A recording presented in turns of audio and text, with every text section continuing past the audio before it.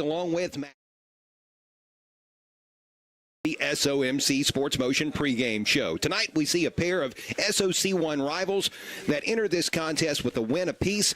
The East High Tartans are 1-7 overall, 0-3 in conference play, while the Green Bobcats are 1-6 overall, 0-2 within the SOC. Last week, the East High Tartans fell to Sims Valley 47-8. The Green Bobcats unable to play last week because of low numbers within the program, and there were several factors as to why that occurred. Just in general, some low numbers, but then they had a few injured, they had a few sick, and just did not have enough to make the trip to South Gallia.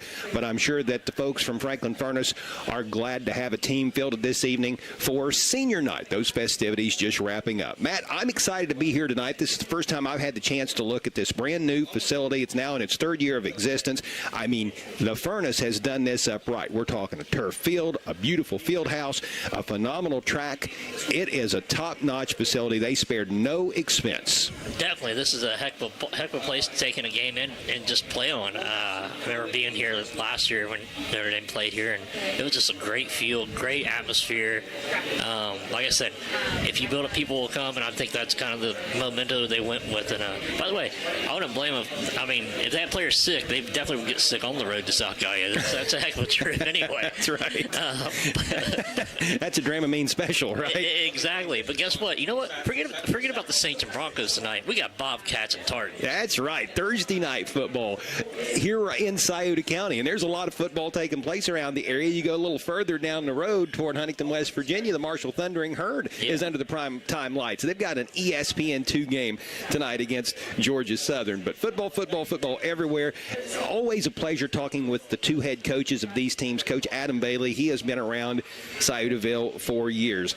The athletic director, the boys varsity basketball coach, now his second stint as the varsity football coach. Such a good guy, really cares about his kids, wants the absolute best for them. He certainly hopes that his Tartans can get back on track and get their first victory since a Week 4 win, 40-28 at Manchester.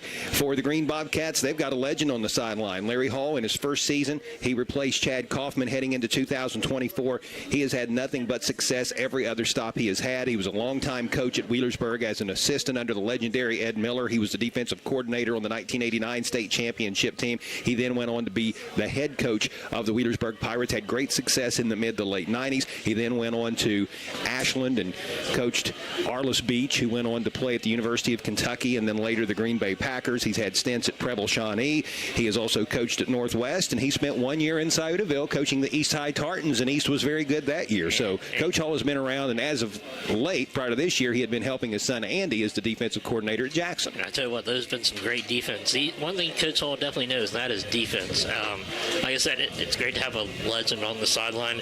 I know he's seen basically everything you can think of for all these years, but there's some fundamental things I think they're getting better at, and that's why I kind of sat him a couple weeks ago, and I could see the kids play hard for him. Like I said, it's not the matter of effort. That's the big thing. It's just low numbers is their biggest thing, but I think that things will change. I actually saw their junior high last night. They had a lot of kids, and they had some big kids. But I think a lot of it's restructuring things, and I think once that all gets together, they get up to a higher level. I think he's got a lot of pieces to mold, and I think that'll be a good thing for him, and hopefully he finds enjoyment in that, which I think you will.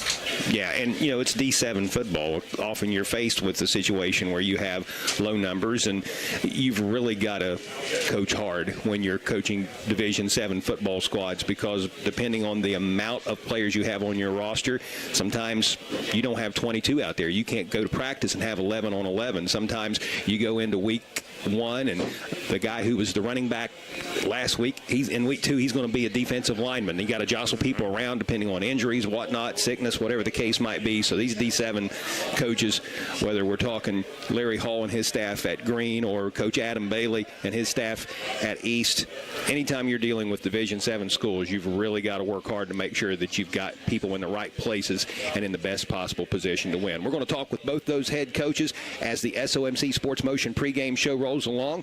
The SOMC Orthopedic Associates are hosting their Saturday sports clinic this weekend. The clinic will be available for student athletes in the area throughout the fall sports season, which is hard to believe is winding down. An orthopedic specialist will be made available to evaluate each athlete between 9:30 a.m. and 11:30 a.m. on Saturday. No appointment is necessary, but it is requested that all arrive by 10:30. The SOMC Orthopedic Associates are located in Suite 102 of the Bronlin Building. For more details, dial 740-356-1709. East at Green. This is high school football on Classic Rock 107.5 The Breeze.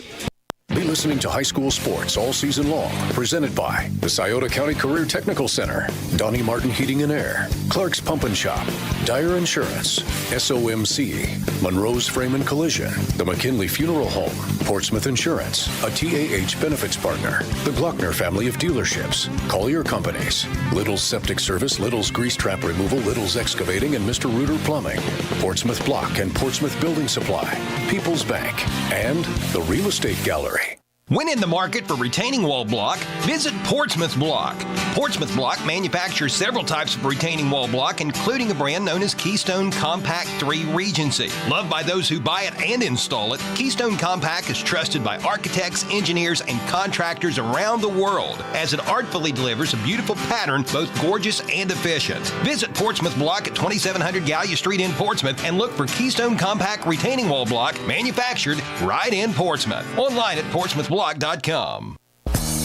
In your hour of need, you'll find them compassionate and caring, serving families in our area since 1937. That's the McKinley Funeral Home. Call them in your hour of need. The McKinley Funeral Home, Lucasville, since 1937.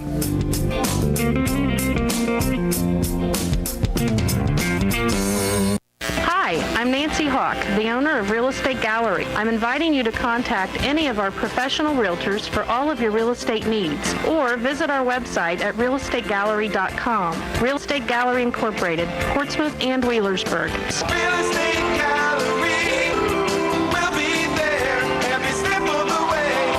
Real Estate Gallery. Josie and Carly and all the gang at Conley Trucking and the Conley River Terminal wish the best to our local athletes. In business since 1975, Conley Trucking will do both commercial and residential work, hauling everything from gravel to grain. The next time you need fill dirt or limestone, contact Conley Trucking and the Conley River Terminal. Phone 740-776-7634. For a quote, email conleytrucking@frontier.com. And again, Josie and Carly wish all area athletes the best of luck. Jenkins Sunoco in Sciotaville is your complete automotive repair center, offering brake repair, tune-ups, oil changes, alignments, batteries, tires, wiper blades, and more. Jenkins has been servicing the area since the 1960s. The garage is open Monday through Saturday, while the gas station and convenient mart are open 7 days a week to offer snacks, cold soft drinks, diesel fuel, and Sunoco gasoline, the official fuel of NASCAR. Race into Jenkins Sunoco, 5435 Gallia Street, Sciotaville. Landon Cornell is a junior cross-country runner at West who is attending the Scioto County Career Technical Center. What do you like about the Scioto County CTC? Learning like hands-on stuff, carpentry, plumbing, welding, electric. What do you plan to do after graduating? Get a good job in maintenance field. The Scioto County CTC, a proven past for building a better future. Scioto County Career Technical Center. There are a lot of comfort control companies out there, but none like Donnie Martin Heating and Cooling. Family owned and operated with a genuine concern for the community and the environment. Let Donnie Martin Heating and Cooling make sure that your commercial or residential heat pump or furnace is operating properly and efficiently. Donnie Martin Heating and Cooling can service all makes and models. Phone 740-259-4512. That's 740-259-4512. Donnie Martin Heating and Cooling. Proud supporters of local high school sports on local radio. Tonight, the East High Tartans have made the trip to Franklin Furnace for a Southern Ohio Conference Division I contest against the Green Bobcats.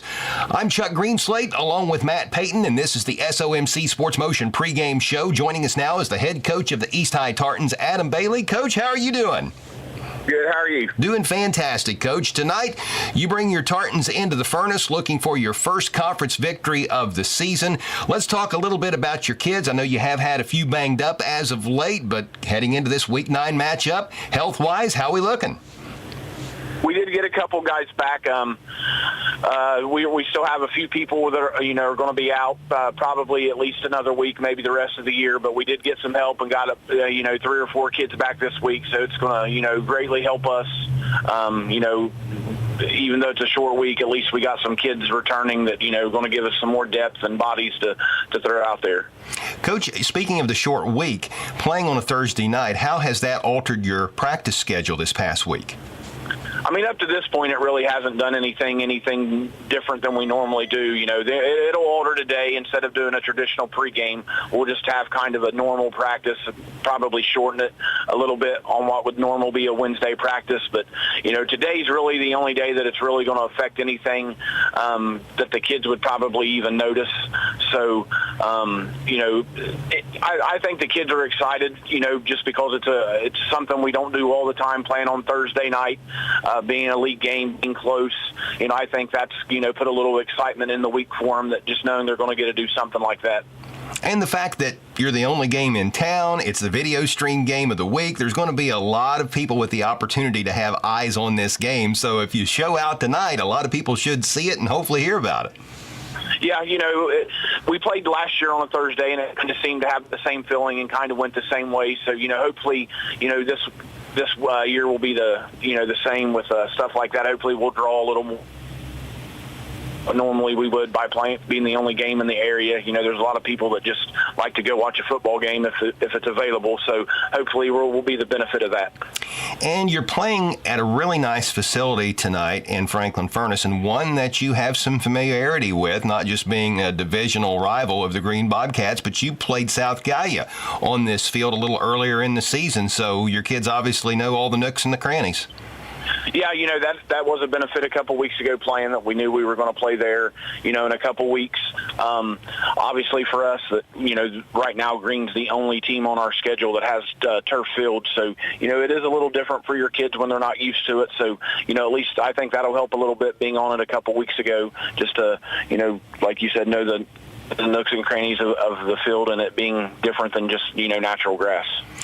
Coach, let's name drop some of your Tartans. Who would you really like to see step up tonight, and who are you very pleased with in how they've been playing here as of late? I think tonight Keegan Barker is going to be a key factor, running the ball, catching the ball. We need a big night out of him. He's actually, probably performed pretty well for us throughout the year. He battled through a broken hand, didn't miss a game, and has battled all year for us in those regards. I think our linemen, Dustin Bailey, Hayden Conkle, Xander Cook, Braden Bradley, Hunter Long, Leon McKinney, there might be one, Jake Stapleton. We need a big night from them. We've got to control the line of scrimmage. We've got to be able to get a push up front, and I think if they do that, I think that's only going to lead to good things for us tonight at the game. Brighton Lennox is a kid, offensively and defensively, I think played extremely hard. He leaves everything out there every week, so I expect nothing different from him tonight. He actually even moved him to fullback last week and got a touchdown. We need a big night from him. And then, Caden Houston's our quarterback. We need him to, have control of the huddle and control of the game tonight and, make plays when they're available to him. And, hopefully we can throw the ball a little bit tonight like we did last week, which will kind of spread things out, open things up for us offensively. So, we expect to have a big night out of him. Coach, it is always a pleasure. Thank you so much for giving us the time to talk about your Tartans. Best of luck to you and your ball club tonight as you get set to face Green.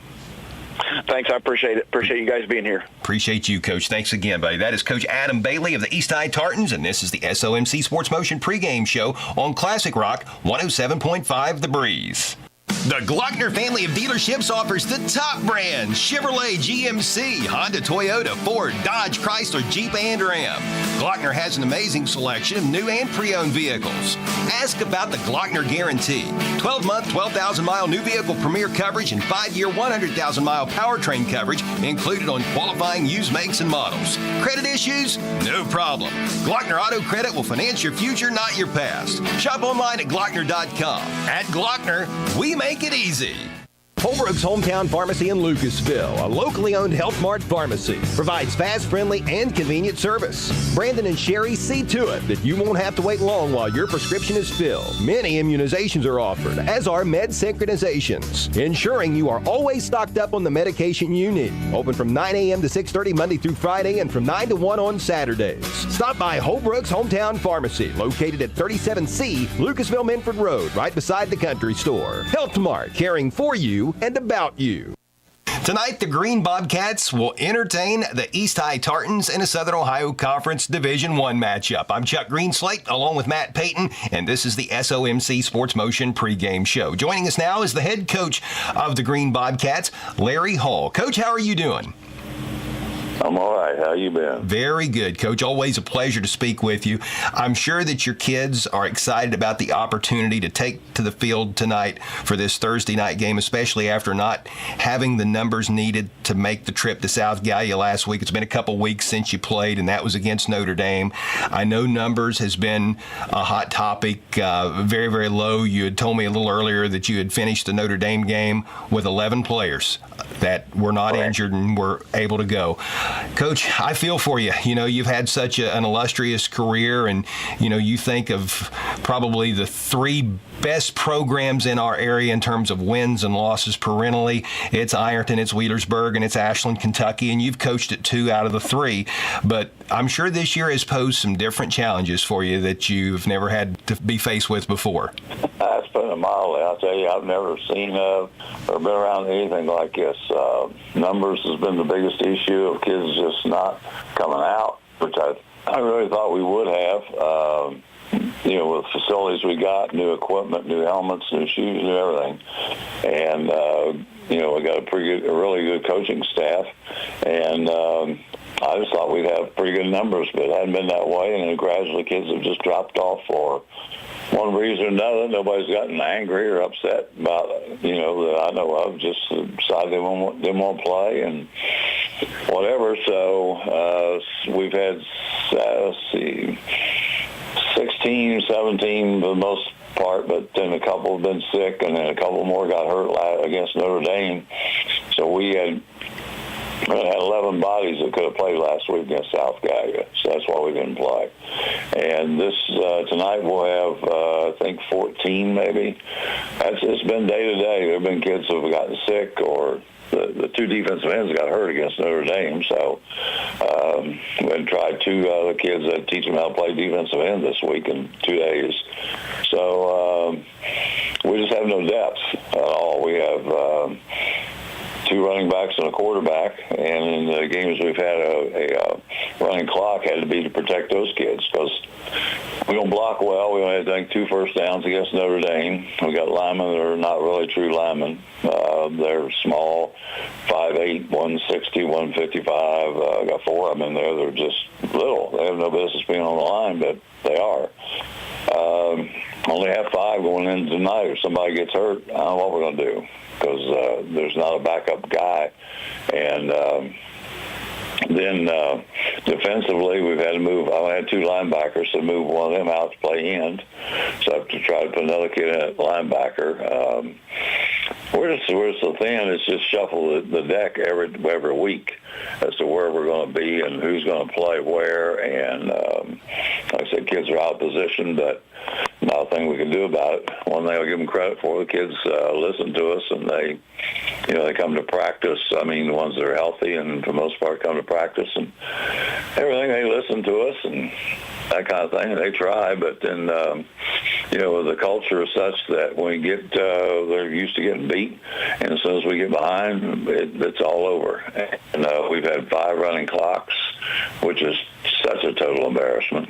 I don't think I've ever been involved in any before, and we've had 5 of the games have been running clocks, and 2 of them have been started in the second quarter just because we were so behind. We were down 40 points in the middle of the second quarter into a couple of games, so it's really been hard for me and the coaches as well as the kids. It's not been involved in anything like this. It's just very, very strange. And we'll see if we got enough to go up to Eastern next week. Depends on how many come out of this game. As well, we can even go to Beaver, the next week, because they're going to be undefeated. And you obviously got 40 kids, and they're big, and they're really good, and we're really, like I said, small, undermanned, and everything, so we'll just see what we can do. You know, Coach, I've seen programs in situations such as yours before, and one thing I've always admired is the fact that the kids who are out there being a part of it just keep coming to work every day. And for the backs who know they've got an undersized lineman line in front of them, that's really tough for them because they know what's coming. And for the kids who 1 week they're running the ball, next week they're catching passes, the next week they're blocking on defense. They're a linebacker 1 week, they're an end the next, maybe they're in the secondary.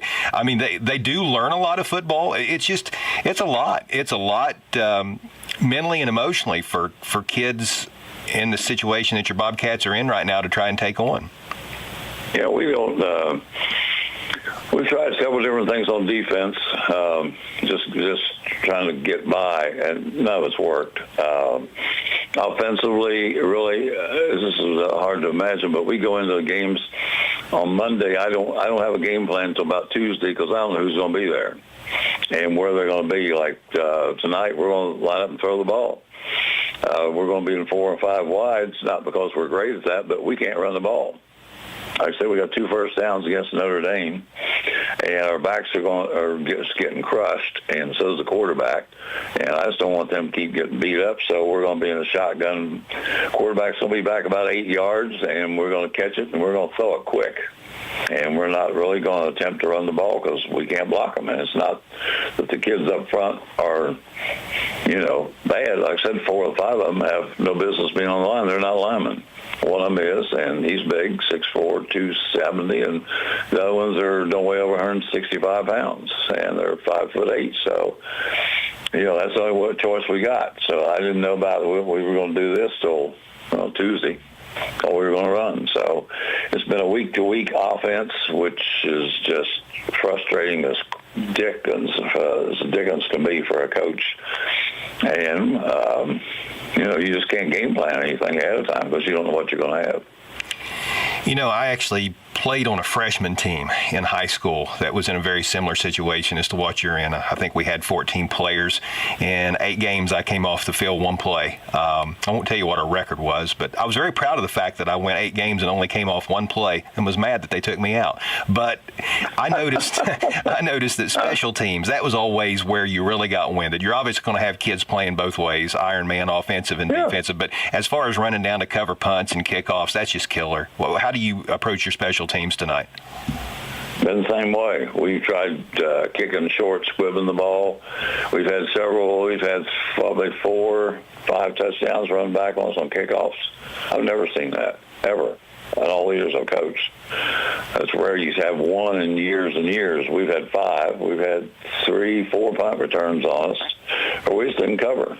We just jog down the field. We don't hustle, and I told him, I said, I understand you're going to take plays off because you don't come off the field. You go from offense to defense, offense, special teams, punt, kickoff, return. And so everybody's going to take a play off here or there or catch your breath, and we do that, unfortunately, too often.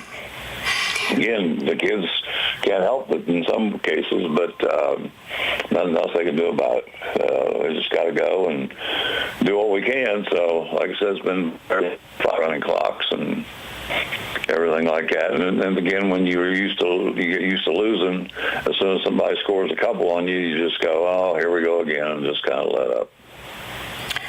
Well, Coach, keep on fighting. I know you will. I'm optimistic your kids will keep on fighting as well. And record and scores aside, when this season is all said and done with, I hope they know that there are people out there looking in on afar that do respect what they're doing and the battles that they're putting forth day in and day out, practice and in games. So I sure wish you and your Bobcats the absolute best tonight.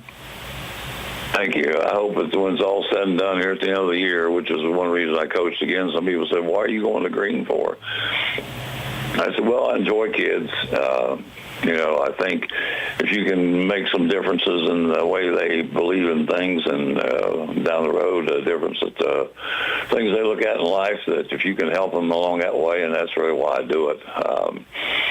I enjoy the kids and everything. Again, the strategies for the games has been very frustrating this year. But when it's all said and done, the kids can look back and say, you know what, I learned a lot that have nothing to do with football, and that's my hope that that's what we can instill in them. I always have said to kids as a head coach or an assistant coach, if all you learn is football, then we have failed you. You've got to get more out than that. And hopefully life lessons, and I think so many of the great coaches in college that from the Woody Hayes on up to the Nick Sabans that, they make a difference in young people, and that's what we hope. I think as most high school coaches hope that we make a positive influence on that will carry over down the road, not just on Friday nights during their junior and senior years and all, but for a lifetime. So that's what I hope we get out of this. Absolutely. Well, Coach, thank you so much for your time, and best of luck to you and your ball club this evening. Thank you very much, Chuck. Appreciate it. Appreciate you, Coach. That is Larry Hall of the Green Bobcats. Tonight, his Cats will host the East High Tartans. Stay with us as the SOMC Sports Motion pregame show continues along on Classic Rock 107.5 The Breeze. Tonight, the East... Be listening to high school sports all season long. Presented by Portsmouth Block and Portsmouth Building Supply, People's Bank, The Real Estate Gallery, Gamp's John Deere and Convenience Store, Conley Trucking and Conley River Terminal, Appalachian Marketing Media, The Counseling Center, Ron Wright Auto Sales, First State Bank, Midford IGA, West Side IGA, and West Side Hardware. Hello, this is Megan Martin, Banking Center Manager at First State Bank. At First State Bank, we believe that when we build up our customers, our communities, and each other, we can make a lifelong difference. When you bank with us, you're supporting the local coffee shop down the street, a young couple's first home, and the community you live in. Stop in at our Portsmouth Banking Center or visit our website at fsb4me.com. That's FSB, the number 4me.com. First State Bank, built on belief. Member FDIC. Visit your local groceries, the Minford IGA and Westside IGA, as well as Westside Hardware. At the Minford and Westside IGAs, you'll find full-service delis with fresh-cut Angus beef and daily... Tonight, the East High Tartans are in Franklin Furnace to face the Green Bobcats on senior night. I'm Chuck Greenslade along with Matt Payton. Let's take a look at the Valerie Ford starting lineups. A service of Valerie Ford on US 23 in Waverly. Remember, all roads lead to Valerie Ford. Shop online at ValerieFord.com. Starting offensively for the Tartans at quarterback will be Caden Houston. The running backs are Brighton Lennox, Lyndon Williams. The wide receivers are Keegan Barker and Tyson Purnell. The tight end is Dakota Cook, and on the offensive line will be Dustin Bailey, Leon McKinney, Jake Stapleton, Xander Cook, and Braden Bradley. Defensively, at ends will be Brighton Lennox and Dakota Cook. The tackles are Dustin Bailey and Braden Bradley. The linebackers are Barker, Leon McKinney, Xander Cook, and Braden Harris. And in the secondary will be Caden Houston, Lyndon Williams, Tyson Purnell, and the kicker is Dustin Bailey. The long snapper is Keegan Barker, and Caden Houston is the punter. Now, with Green's numbers, I have them dressing 15 tonight. They're all probably going to see time on the field. Landon Kimler will be the quarterback. The running backs will be Riley Cunningham and Blake Smith. And the other Bobcats dressed tonight include Brody Stapleton, Mason Neal, Damian Brannigan, Quincy Merrill, Braden Bosa, Olivia Blevins, Connor Blanton, Alex Hagan, Troy Stapleton, Cam Henderson, Brandon Carruthers, and Landon Lewis. We are just about set for the opening kickoff. It's presented by Harris Floor Covering, 610 9th Street in Portsmouth, as well as Harris Outdoors at 616 9th Street in Portsmouth. Harris Floor Covering is the area's leading floor covering contractor that has everything for all of your floor covering needs. Call Stephen Harris at 740-353-7959 and visit Harris Outdoors for firearms and hunting equipment. The Green Bobcats won the coin toss but have elected to defer, so booting the ball away will be Quincy Merrill, the 5'8", 160-pound senior. Two Tartans stand back at the 20-yard line, waiting to receive as we get our SOC1 varsity contest underway Thursday night style. This kick is going to come down at the 21-yard line. On the return is the East High Tartan running back, and he will bring the ball out to the 30-yard line, the 31, give him 10 yards on the run back. Number 14. A number that we don't have on a roster, at least the roster I have anyway. Same here. So it will be 1st and 10 for the East High Tartans as this contest gets underway.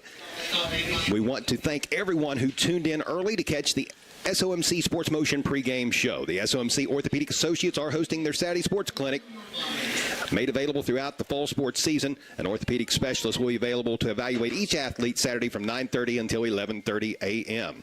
Here's a give up the middle on first down, and the ball carrier is Brighton Lennox, a senior running back. He takes the ball behind his right guard and right tackle and advances the football out beyond the 35-yard line to the 37 for a gain of 7 on this first down snap. It will be 2nd down and 3 for the Tartans. Good blocking up front for the big running back from Sciotaville. And that's he's actually wearing a lineman's number. Yeah, wearing number 54 himself. So I get a feeling he's done a little blocking throughout the course of his career in this season, but he got a chance to run it on that first play of the game. Here's a quick pass left side. This pass from Caden Houston is caught by Keegan Barker. He's got the first down and several yards to boot as he takes the ball out beyond the 45-yard line to the 47, pickup of 10. And the East High Tartans have their initial first down of the game. They're actually going to spot the football at the 48-yard line, so a gain of 11 on that first pass play of this evening's contest.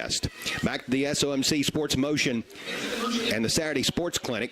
Don't forget that no appointment is necessary on Saturdays, but it is requested that all arrive by 10:30. The SOMC Orthopedic Associates are located in Suite 102 of the Bronlin Building. For more details, call 740-356-1709. Back to the ground game go the East High Tartans.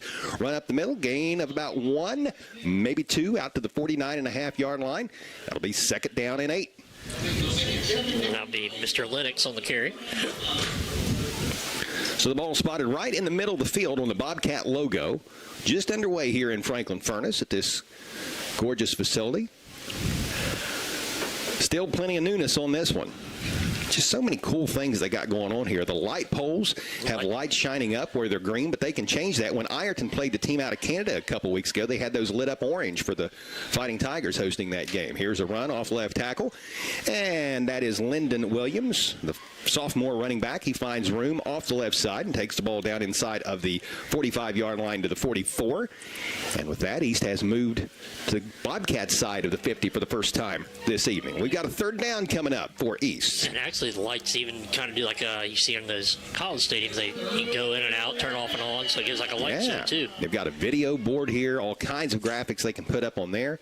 Shotgun formation with a back to the left of the quarterback. This is a design quarterback run the entire way, and Caden Houston's going to pick his way for a first down as he advances the football down inside of the 40 to the 39-yard line. Fresh set of 4 for Coach Adam Bailey's East High Tartans as they receive the football. This drive started back at the 30-yard line. It's the first drive of tonight's game. Clock dips below 9.5 minutes in the opening stanza. The Tartans come to the line of scrimmage.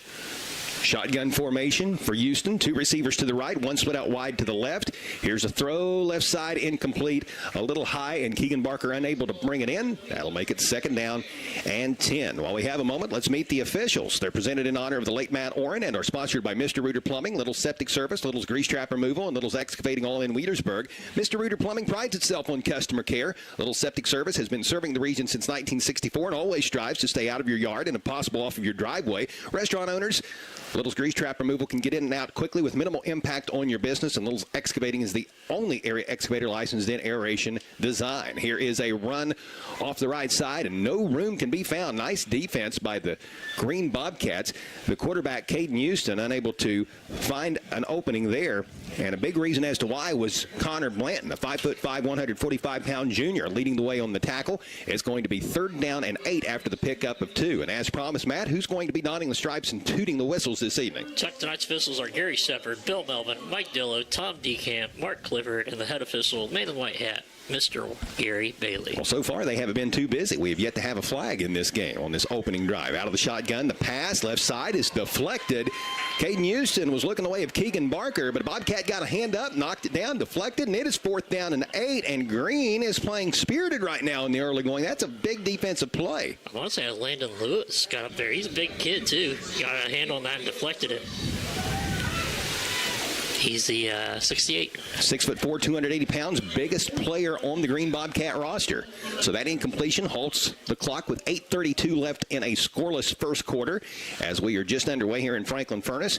And the East Tartans will go for it with the ball resting at the Bobcat 37-yard line in the middle of the field. 2 receivers split out wide to the left. Houston is in the gun. To his left is the lone running back, Brighton Lennox. And here is a running play up the gut. Bobcats defense is going to hold, and East has turned it over on downs. Needed 7, got about 3, and what a big momentum boost for the Green Bobcats here in the early going as they will take over possession at the 35-yard line with 8:27 left in the opening quarter. And they tried to do a little double handoff there. Green was not fooled on it, and a great job there by Blake Smith on the tackle for the Bobcats. Saw East do that in pregame warm-ups, and it doesn't shock me at all that we saw it here in the game. But Green expecting it, coached up nicely, and now we're going to see the Bobcats in shotgun formation. You can see the Green quarterback about 8 yards back, almost in a punt-like formation. He's going to take the snap, roll to his right, and he completes his pass. And on the receiving end of that is Blake Smith, and the 6'2", 185-pound senior is able to stumble forward out beyond the 40-yard line to the 43. That's an 8-yard pickup to bring up 2nd down and 2.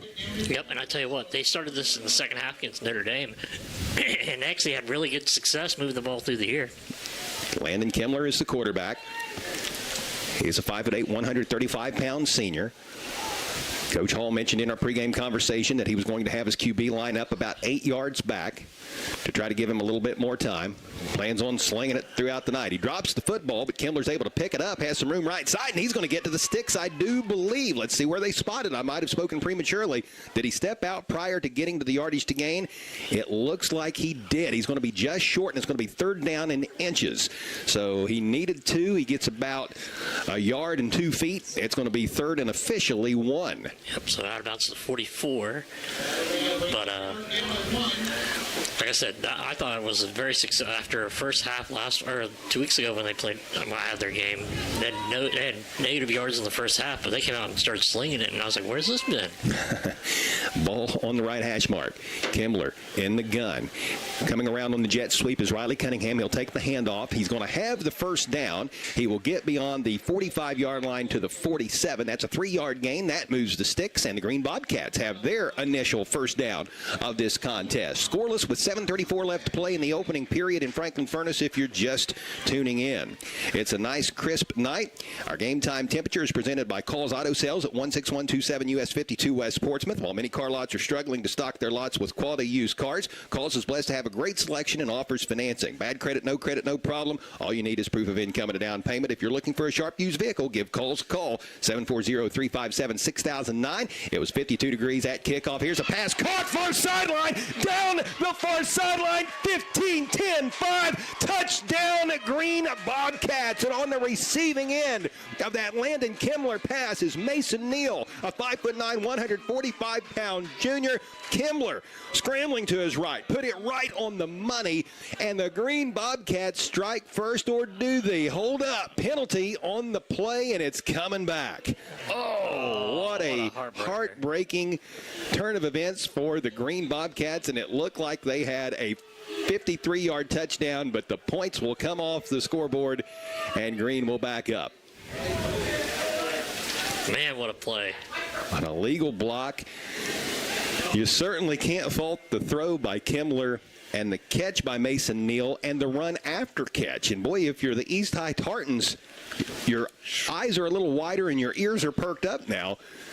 He's definitely on full alert. If anybody thought this was going to be a cakewalk, they might want to reconsider that. The Bobcats have come to play tonight. So it's going to be 1st down and 20, I believe. Yes. Yep, 10-yard penalty. A hold on Green. So let's replay 1st down. Kimmler's going to throw it over the middle, and another great catch. And again, it is Mason Neal. Maybe it's the Appalachian Marketing Media video cameras that are here tonight. Green is bringing it all out this evening. Hey, they said forget the NFL game. We got some primetime stuff. Marshall playing Georgia State down the road. It's all going on in Franklin Furnace. The center of the football universe this evening. That's going to cover a 17-yard gain as it will be 2nd down and 3. The Bobcats moving into East territory for the first time this evening. Ball placed down at the Tartan 46-yard line. It's on the right hash. We've played just about half of this first period. 6 minutes gone and 6 more minutes to go here in the opening stanza. Green's got trips to the left. Kimmler in the gun. 8 yards behind the center, rolling to his left, pump fakes, recoils, and now is going to slide down around the 48-yard line, maybe the 49. Yeah, they're going to spot that at 49. And because he takes such a deep snap, you think that normally when he's sliding like that, he'd be getting yards, but he actually lost yards on that one because of how far back they are. -3 on the carry. It's going to be 3rd down and 6, and you could kind of tell there that was a business decision, and you don't see that a lot at the high school level, but I guarantee you that Kimmler has been coached by Larry Hall and staff in a situation like that. Don't take the hit. We need you. There's no need to take the unnecessary impact and have you knocked out of the game.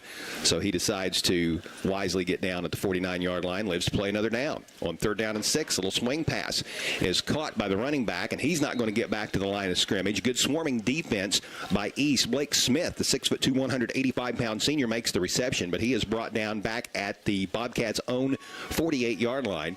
That's a loss of 3.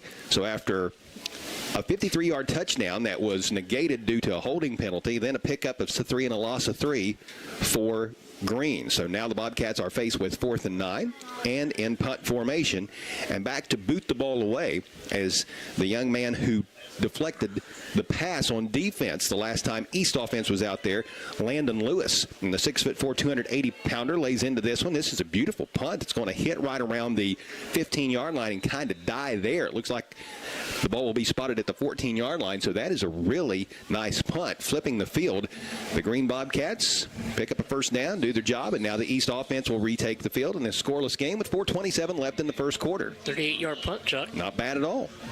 Not bad at all. Green wearing its home green uniforms tonight. Green jerseys, green pants, white numerals, white helmets with black and green stripes. The East High Tartans wearing the road whites with blue numerals, blue stripes, white helmets.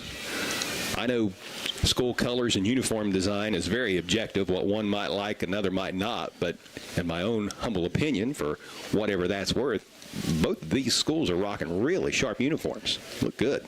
Very easy to read numbers. That's what I always enjoy. Double wing. Gibbs going to go to Keegan Barker, the left wing, looking for some room right side. Not going to find a whole lot as the Green defense swarms to the East Tartan ball carrier, and he's going to be stopped at the 18-yard line. He's going to get 4. Nice job by Barker, and that Tartan offensive line continued to fight forward for an extra yard or so there at the end of the play. It'll be 2nd down and a long 6 coming up for the East High Tartans. Both these teams with 1 win entering tonight. The East win occurred over Manchester back on September 13th, 40-28. Green's lone win was in week number 1. That was a 42-0 victory here in Franklin Furnace over Federal Hocking. Here's a run right up the middle. The Tartan ball carriers, Tyson Purnell, the junior, had a head of steam, and he takes the ball out beyond the 20-yard line to the 23. And it will be 3rd down and 1 coming up for Coach Adam Bailey's Tartans as we now have 3.5 minutes left to play in this scoreless first quarter. Nice little carry there by Purnell.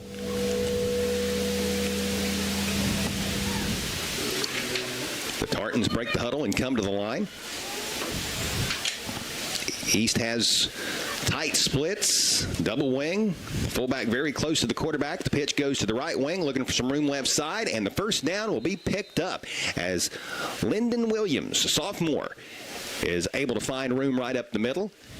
He took the pitch from the right wing position while heading to his left, and then he put his left foot in the turf and got upfield and takes the ball out to the 29-yard line.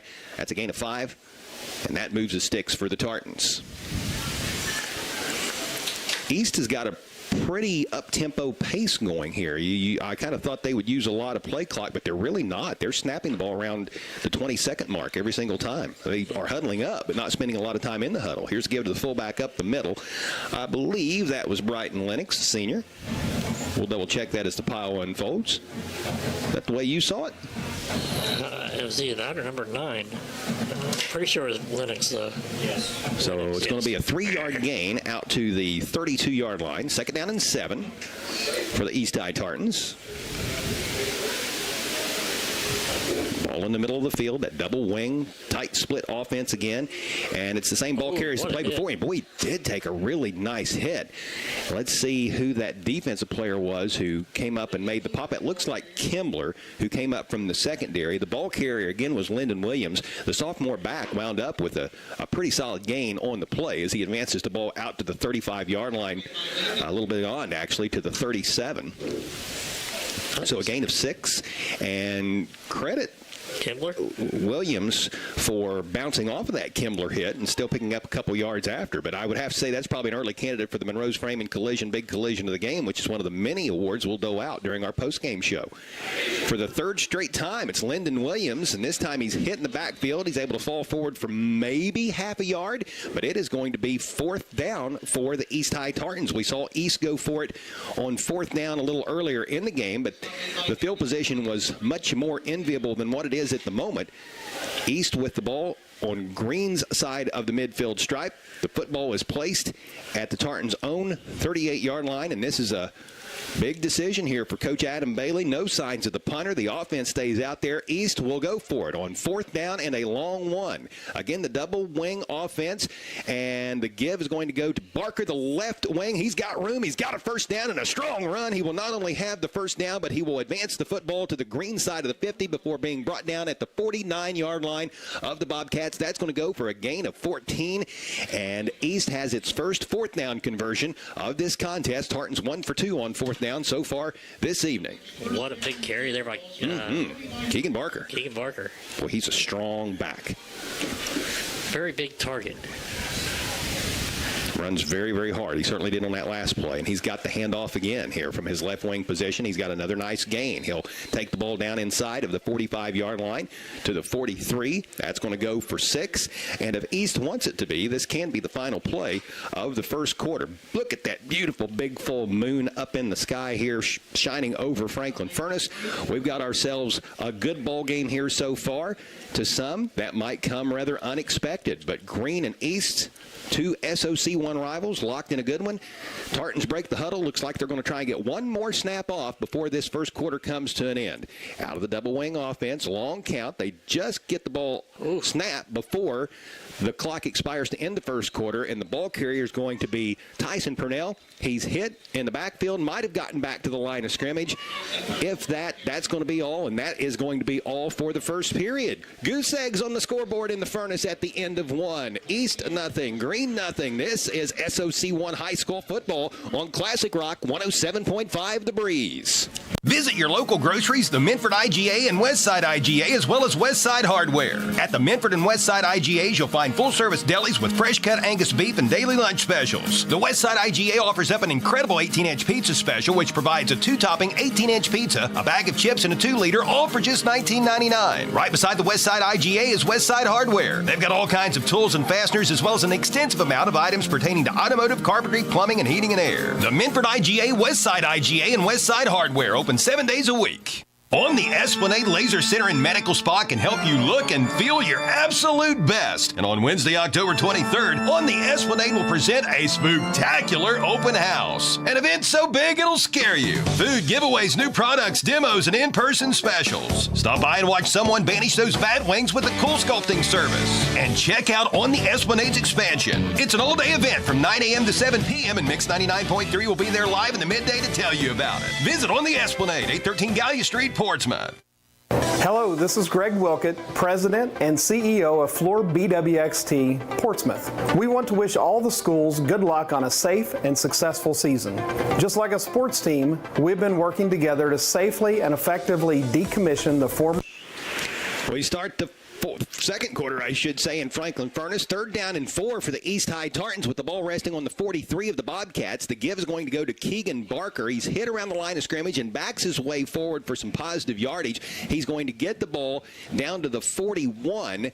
Gain of 2. It's going to be 4th down and a long 2. And the Tartans in this scoreless ball game have gone for it on 4th down already twice in this contest and are 1 for 2 on 4th down. They're going to go go for it for a third time. East breaks the huddle and comes to the line. Another big play in this scoreless contest as the second period is just underway at Green High School. Here's the double handoff. Initially, the ball was given to Barker, and then he handed it off to Tyson Purnell, and he is going to be stopped shy of the yardage to gain by Quincy Merrill, the 5'8", 160-pound senior who came up for Green. And for the second time in this contest, the Green Bobcat defense has forced the East High Tartans to turn the ball over on downs. Coach Larry Hall's kids have come to play tonight. Hey, they've shown up tonight, and I tell you what, that was a heck of a play by Merrill. It really, really was. And the two times that East did not convert on fourth down, it was a double handoff. Yeah, it was double handoff. And it's yet to work. So it looks like we've got a timeout on the field. We'll take one as well. This one occurring at the 11:17 mark of the second period. Scoreless, East and Green. This is high school football on Classic Rock 107.5 The Breeze. Hello, this is Greg Wilkett, President and CEO of Floor BWXT Portsmouth. We want to wish all the schools good luck on a safe and successful season.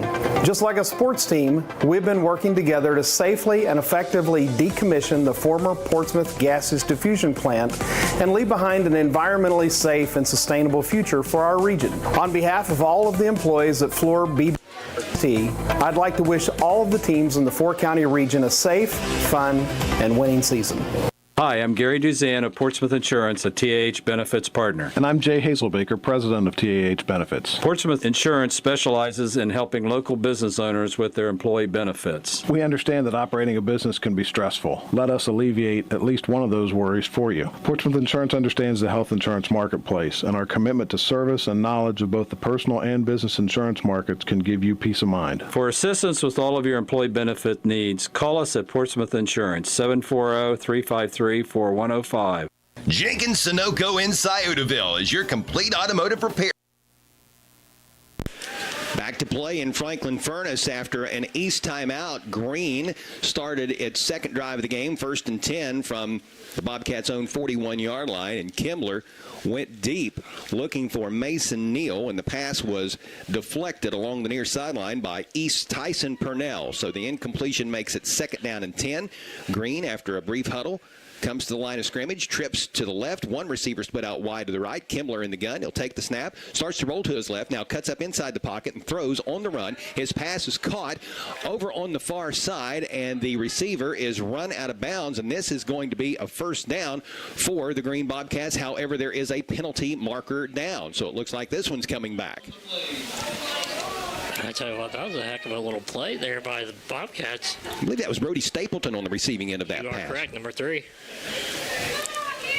Looks like another illegal block in the back. That's a 10-yard spot foul. So instead of a Green Bobcat first down on the east side of the 50, this penalty will push the ball back to Green's 36-yard line, and we will replay 2nd down. It's going to be 2nd down and 15, it looks like.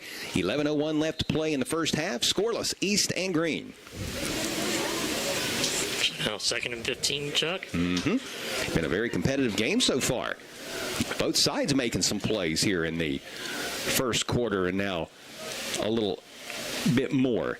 Kimbler out of the gun, takes a snap. Barker brings pressure. Pass caught over at the 40-yard line. On the receiving end of that pass again is Brody Stapleton. He's brought down by a couple of East High Tartans, one of which is Lyndon Williams. Gain of 5, maybe 6 on that play. Let's give him 6. We'll call it 3rd down and 9. Yeah, they moved up to 42, so yeah, game is 6. Barker brought pressure on that play for East, but credit Kimbler, the Green Bobcat senior signal caller. He showed poise with pressure beating down on him and delivered the pass where it needed to go. There were actually 2 receivers out in that general vicinity, and I doubt if that was by design. I thought at first he had overshot the intended target, but nevertheless, Brody Stapleton was there to make the reception in the 6-yard gain. 3rd down and 9 for the Bobcats. 3 receivers to the right, which is the wide side of the field. 1 receiver to the left, and flags fly before the ball is snapped. Ooh, yep, it's going to be a 5-yard penalty on the East High Tartans. So a Tartan defender was lined up offsides when the ball was snapped. So a free 5 for Coach Larry Hall's Green Bobcats, and this will move the ball up to the 47-yard line. It's going to be 3rd down and 4. Yep. Kimbler right now 4 of 5 passing for 28 yards. Had that beautiful 53-yard touchdown pass back in the first quarter called back as a result of a hold. Yep. So, I mean, he's looked sharp back there. He really has. looking like a point guard out there. As he does his basketball, too. Green's so undersized up front. That's the reason for the quarterback being in an 8-yard shotgun and throwing it all over the place. The running game's just really not an option unless it's a quarterback scramble. Here's a little pass to the near sideline. On the receiving end of this is Blake Smith. He had a nice little spin move there, but he caught the ball about 4 yards deep in the backfield and is able to get to the 45, but he's still going to wind up losing a couple. It will be 4th down and 6. Nice pursuit defense by the East High Tartans to make that stop. So on 4th down and 6, it looks like the Green Bobcats are going to call upon the punter, Landon Lewis. He had a punt of right around 40 yards in his other effort so far in this game. 6'4", 280 pounds. Biggest player on the Green roster, as we touched upon earlier. A left-footed kicker. He'll lay into this one. It's low, but it will hit at the 30 and take a Bobcat bounce. And Green, for the second time in this game off of a Landon Lewis punt, will pin East inside of the Tartans' own 15-yard line.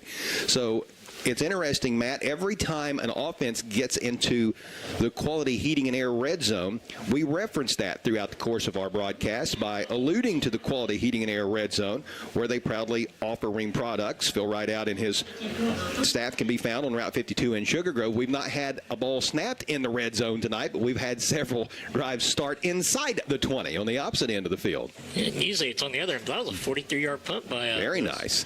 8:44 left to play in a scoreless second quarter in Franklin Furnace at Green High School. The Bobcats and the East High Tartans.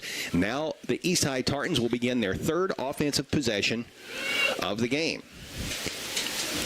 And out of the shotgun, Houston's going to swing it right side. His pass is complete. A flag goes flying, and a gain of about 5 or so looks to be coming back here, as one would think this would be a hold on East. I think you'll be right. So this game certainly has had its fair share of laundry.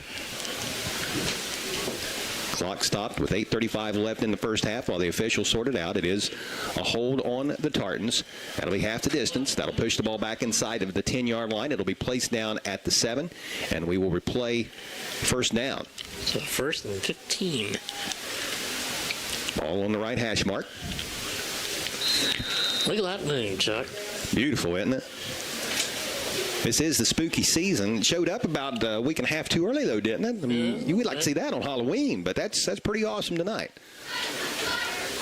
Out of the shotgun, Houston going to fire down the near sideline. One-on-one coverage, and the pass is caught by Barker. What a nice job by Barker. He was able to get just enough separation as the ball was coming down between he and the defensive back, Quincy Merrill, and Barker makes a reception. That's a 23-yard pickup and an East Tartan first down. That's Tartan's biggest play so far in this game. I tell you what, that was just a matter of, Barker being a bigger guy. He kind of muscled his way. I mean, I thought Merrill played great coverage on that play. Yeah, he was there. Barker just with about a 3 to 4 inch height difference, and he took advantage of it.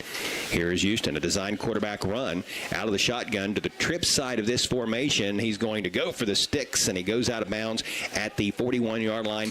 Gain of 11, possibly 12, depending on where they put that football down, and that was a really nice run by the Tartan quarterback. Let's give him a dozen. So mark it up at the 42, huh? Mm-hmm. Boy, we have seen multiple formations out of the East High Tartans so far in this first half. We've seen spread-like formations, such as what we witnessed on that last play, shotgun, trips. We saw one offensive series, the second Tartan possession, where it was very tight splits by the offensive lineman and a double wing.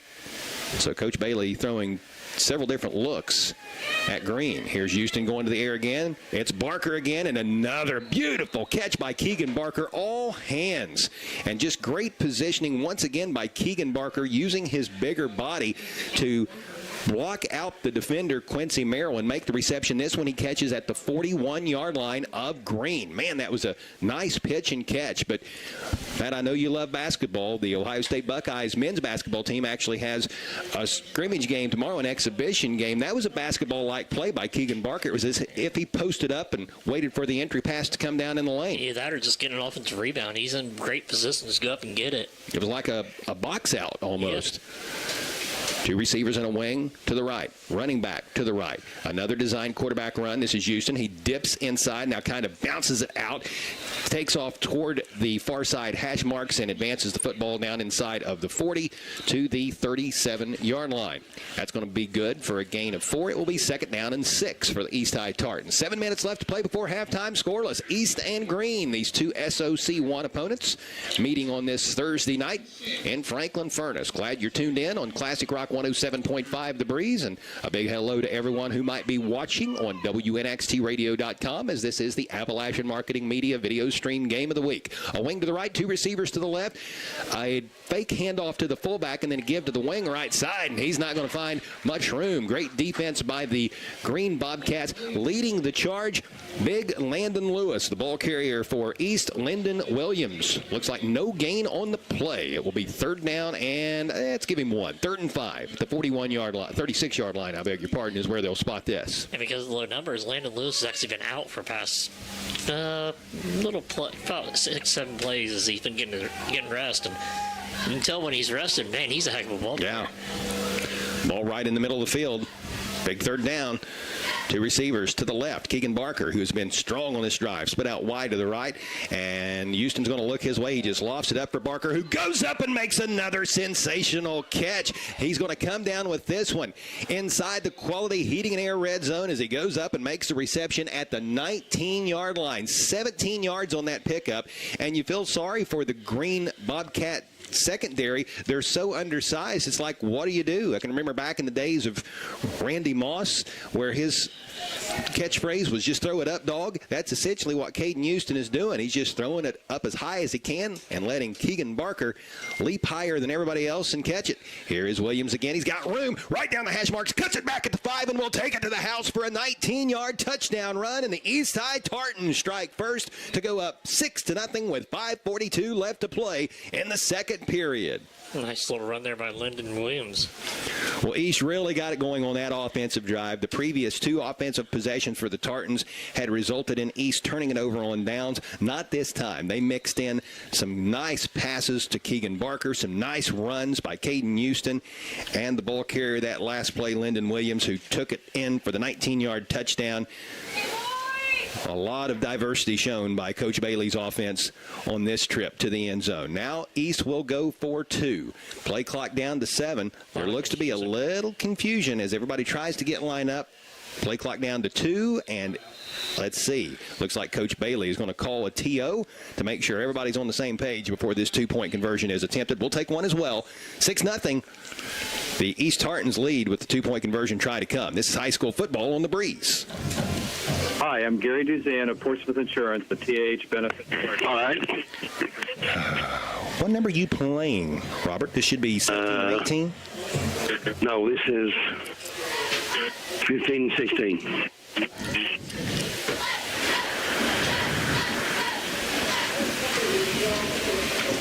So, what are you playing right now? We already played 15, 16, I thought. Maybe. No, sir. Okay, 15 and 16, he says. You're in charge of that. Yeah. Okay, so actually it'd be 16 and 17, right? Because 16 is Portsmouth Insurance. That's what's playing right now. It's the Gary Duzan. 15. 15's. No, 15 was Portsmouth Insurance, and 16 is Monroe's. Are we looking at the same format? 740-858-4363. That's 740-858-4363. At People's Bank, our team of local, trust, and wealth management professionals can help you achieve your financial goals. We offer All right, we are back, and the East High Tartans going for 2. Tartans try to run it in right side, and they won't get there. The Green Bobcat defense steps up big, and the run fails. So the score stays at 6-0. Timeout on the field with 5:42 left in the first half.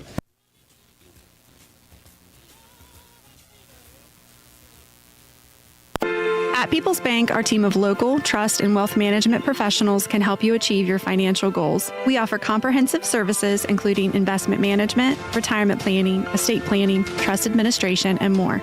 Our customized strategies are designed to grow and preserve your wealth while minimizing risk. Let People's Bank put our decades of expertise to work for you. Call me, Elise Dye, or one of our other trust and wealth management professionals today to schedule your free consultation. People's Bank, working together, building success. October 7th through the 11th, visit Halls, Napa, and Wietersburg for the Filter Sales event. Stock up on all your filters next week and save up to 60%. Also at Halls next week, get RV antifreeze for just $2.29 a gallon. Rotella T4 15W40 oil for $14.99 a gallon. Hydraulic fluid, $29.99 per 5-gallon bucket. Premium hydraulic fluid, $42.99 per 5-gallon bucket. And Scott Shop towels, $2.50 a roll. Visit Halls Napa, 11774 Gallia Pike Road, Wietersburg. And take advantage on big savings October 7th through the 11th. Collier is expanding its business opportunities to include Collier Home Medical, a local durable medical equipment company, or DME, offering free home setup of a variety of home medical equipment such as home oxygen and portable oxygen, as well as hospital beds, wheelchairs, rollators, walkers, and more. Collier also offers home sleep testing along with CPAP and BiPAP for patients diagnosed with sleep apnea. Overnight pulse oximetry testing is available with a physician order. Located at 1661 State Route 522 across from Kroger in Wietersburg. The East High Tartans have just moved ahead 6-0 with 5:42 left to play in the first half. An onside kick was attempted by East, but was recovered by Green, and now this Bobcat drive will begin. Kimmler passes the ball to Blake Smith. He then spins forward and takes the ball out toward the 48-yard line. He's brought down there, but a flag went flying, so it looks like this is going to come back. All right, Matt, bring us up to speed. The ball carrier on the two-point conversion attempt by East. That was by Barker. That was the quarterback. Quarterback Caden Houston. So he was brought down short of the goal line, and then on the onside kick. You know, it's like, well, it was a kick by Bailey, and it was recovered, I believe, by Moore. By Green Bobcat? Mason Neal. It was Green Bobcat recovered, yes. All right, so there has been a change in the score. Changes happen quick, especially when you get your tires changed at Bob and Floyd's on Chillicothe Street in Portsmouth. It is now 6-0. The East High Tartans lead. We'll check the Real Estate Gallery scoring recap here in just a moment. So the penalty pushes the ball back to the 31-yard line. It's first down and 20, and here is a little razzle-dazzle in the backfield as Kimmler is able to get the ball to Riley Cunningham, and Cunningham is hit along the near sideline. Then a late flag comes in. A big gainer on that play by Cunningham as he takes the ball across the 40-yard line to the 45. So that is going to be about a 13, maybe a 14-yard pickup. They're spotting at the 43, so it's a 12-yard pickup. So let's check the penalty now.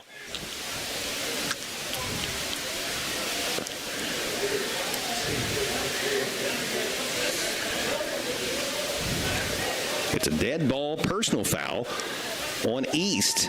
So that will tack 15 yards onto the end of this play. This will give Green a first down and will take the Bobcats to the Tartan side of the 50. The ball will be placed down at the 42-yard line. So after the 12-yard gain, the 15-yard penalty, this nets a total of 27 yards, and the Green Bobcats have a little something going here, trailing by a touchdown with 5:15 left. Yep. Again, once things settle down just a little bit and we have a slight lull, we'll check that scoring recap. Things really haven't settled down too much, though, have they, Matt? It's been a quite entertaining game. Entertaining, to say the least. Here is Kimmler tucking it, going it. He loses the football, but then falls upon it, or did he? Couldn't corral it. The ball is loose. East is saying that the Tartans have recovered, and the officials concur. We've got a turnover. Our first of the game, and for Kimmler, it looked like it was going to be a nice gain of about 6-7 yards or so, and as he was trying to decide where to cut, right or left, the ball slipped out of his hands, and recovering it for East, we believe, was Lyndon Williams. So that Hope Source recovery. It is East which comes away with it. Lyndon Williams. Start your recovery today by phoning Hope Source at 740-353-HOPE.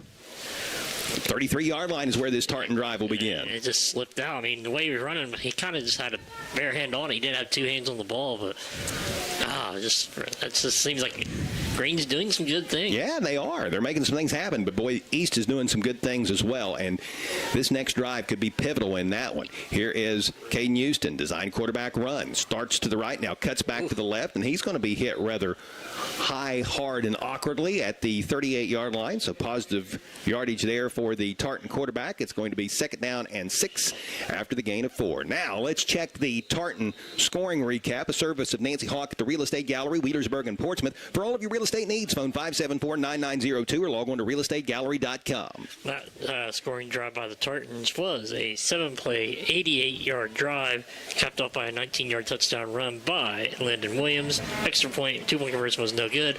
6-0. Timeout on the field. We'll take one as well. This is high school football on Classic Rock 107.5 The Breeze.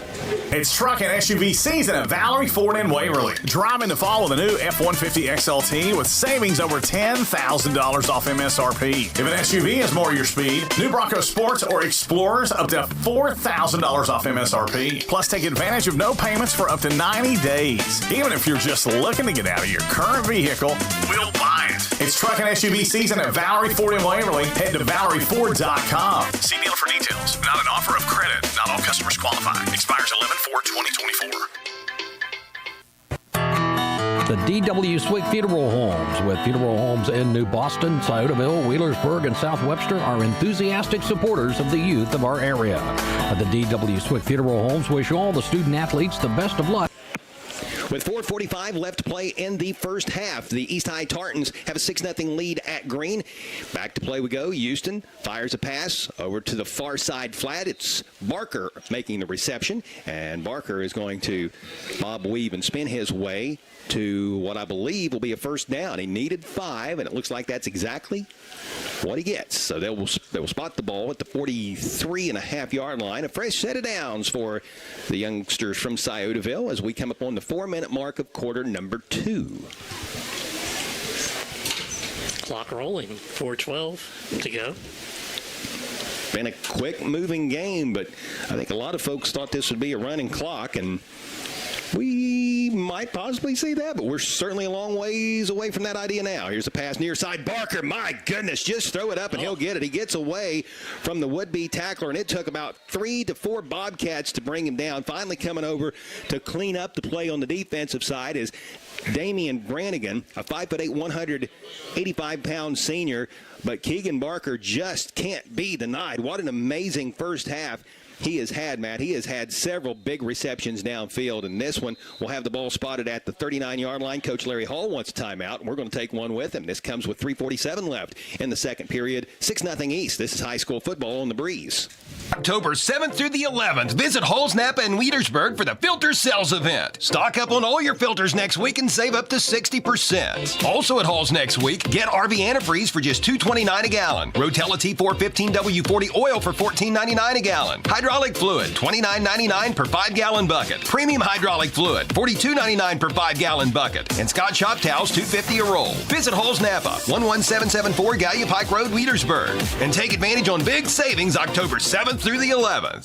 Collier is expanding its business opportunities to include Collier Home Medical, a local durable medical equipment company, or DME, offering free home setup of a variety of home medical equipment such as home oxygen and portable oxygen, as well as hospital beds, wheelchairs, rollators, walkers, and more. Collier also offers home sleep testing along with CPAP and BiPAP for patients diagnosed with sleep apnea. Overnight pulse oximetry testing is available with a physician order. Located at 1661 State Route 522 across from Kroger in Wheelersburg, call 740-574-0327. It's truck and SUV season at Valerie Ford in 1st and 10 for East at the 39-yard line of the Green Bobcats. East puts the ball on the ground to be more clear. The Tartans run the football, and the ball carrier is Lyndon Williams, and he's going to be stopped for no gain. Nice defense again by the Green Bobcats. Lyndon Williams with the lone points in this game, a 19-yard touchdown, which came a little earlier in this quarter. He's basically been kind of the main force on the ground. He has 8 carries, 38 yards, and Keegan Barker right now, 6 catches, 94 yards. I think if we named our Collier Medical Roger and Snuffy player of the game at this juncture, it would have to go to Barker. And here's Barker on the slant, making another reception. That puts him over the century mark as he takes the ball down inside of the 25-yard line to the 24. This is going to go for a 14-yard pickup on this most recent Caden Houston to Keegan Barker pitch and catch. And usually when we have East games, it's usually all about the ground and pound, but I'll tell you what, Barker's kind of saying, hey, we can throw it out a little bit too. Throw it to me. Throw it to him. We've seen him catch swing passes. We've seen him catch the lofted footballs downfield. This one was on a rope. Houston hitting him on the slant. Here's Houston using his legs. And a nice stiff arm there around the 23-yard line as he gets the edge and takes the ball inside of the 20 and out of bounds at the 18-yard line. That's good for a gain of 5. And with that, the Tartans have moved the ball into the Quality Heating and Air red zone. Quality Heating and Air can be found on Route 52 in Sugar Grove, where they proudly offer Rheem products. Boy, whomever the official is spotting the ball, he just made a nice catch. I don't know if you noticed that or not, but the official along the near sideline tossed it into him around the hash mark, and he had to show some athleticism there. Hey, you know, they're on prime time duty tonight. That's right. Thursday night action, baby, here in Franklin Furnace. Now that nightfall is set in, you can see those green lights which have illuminated the light poles here at Green's High School football field, and that big bright full moon up in the sky. Quite a setting. Leaves finally turning. Of course, you can't see those now with the darkness. A double handoff looked to be attempted in the backfield, but Green sniffed that out, and Houston is brought down in the backfield for a loss back at the 24-yard line. Nice defensive play by Green, and I just don't think East is going to get that double handoff to work or any form of it. I couldn't quite tell if Houston was trying to hand it off to the second back that he came across or if it was going to be a keeper all the way, but the end result is East loses 5, and it's 3rd down and 10, almost 11. I tell you what, that was just read all the way, and they've read those double handoffs perfectly, especially on 4th downs. Can't help but think that East is in 4-down territory here, so this is a big play, and it's going to be an incomplete pass as Houston, rolling to his right, was looking for Dakota Cook, and Green had such good pressure that Houston couldn't even entertain the notion of setting his feet. Coming off that left end was Brody Stapleton to apply the pressure, and it is 4th down.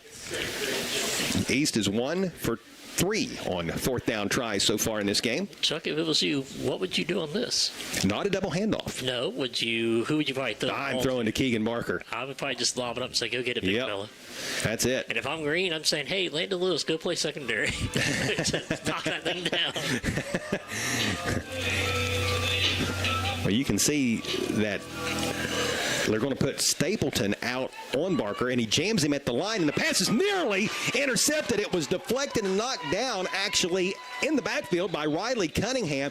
But, Matt, you got to give credit to Brody Stapleton coming over and applying that pressure and that coverage on Keegan Barker, because that's exactly who Caden Houston was looking for. That looked to be more of a quick slant than a lofted pass, but he wasn't going to let him get downfield. He was going to jam him at the line. That's exactly what he did. And for the 3rd time in this game, the Tartans have turned the ball over on down. So a tip of the cap to the Green defense, but it is still the East Tartans out front, leading 6-0 with 2:32 left to play before halftime.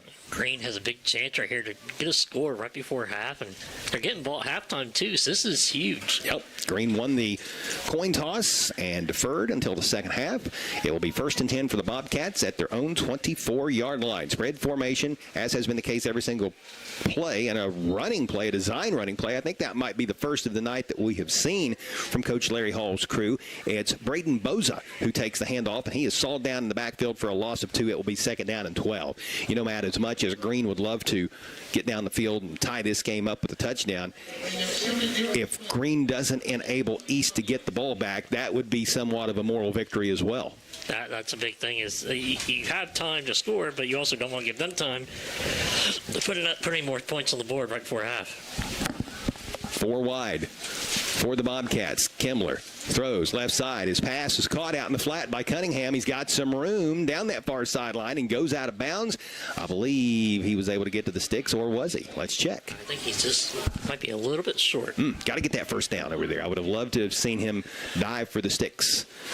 So close.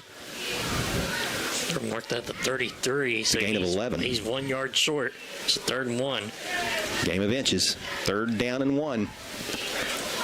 And Green's now down to 1 timeout left as well. Ball on the left hash mark. I kind of like the little orbit motion they do. And that's exactly what we see on this play. And a give up the middle, a quick hitter, and a very nice running play by the Green Bobcats, their most successful of the game. And it is Blake Smith, right up the gut. The 6'2", 185-pound senior rips off a dandy run and gives Green a fresh set of downs to work with. A 12-yard carry. So the ball right in the middle of the field. You know, with Kimbler being in such a deep shotgun, 8 yards behind the center, you can't help but think that the Tartan defensive line is getting a little tired getting upfield and rushing him. It's a different look, this offense, for sure. 4 wide again, 2 receivers each way. Kimbler wanting to throw. Fires on the run. His pass is caught near side. This is Mason Neal. Makes the first wave of defenders miss and takes the ball into Tartan territory before being brought down at the 47-yard line. This is going to go for a gain of 8. It's 2nd down and 2.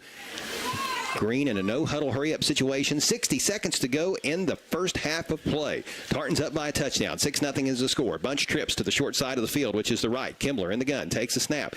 Looking right. This is a 5-wide formation. Kimbler's going to tuck it. He's going to go. He's going to have the first down, and he will get out of bounds inside of the 40-yard line to stop the clock with 45 seconds left to play before halftime. They'll give him the 39-yard line. That's good for a gain of 8. Nice run by Kimbler, and good job recognizing he had time to move. Boy, he has been very poised. I mean, 7 of 8 passing for 45 yards, 4 carries for 16. I mean, just solid first half for Kimbler. I have been very impressed at how well Green has played tonight, and I've been very impressed with Keegan Barker of the East High Tartans as well. 4 wide again. Kimbler back to the air. His pass incomplete. Just a little bit too high of a pass for Mason Neal to bring in, despite a nice effort. That play only took 4 seconds off the clock. 41 seconds left before halftime. It'll be 2nd down and 10. Here's the play I'm anxious to see. When are you going to see Riley Cunningham do that orbit motion? They give it to him, and then it's like a pass, like a halfback pass? Yep. Boy, that would be a nice idea, because you can't help but think East would bite on that, because Green has shown no signs of doing anything like that. 5 wide on this 2nd and 10 play. Kimbler going deep, has a man there, and he just overshot him.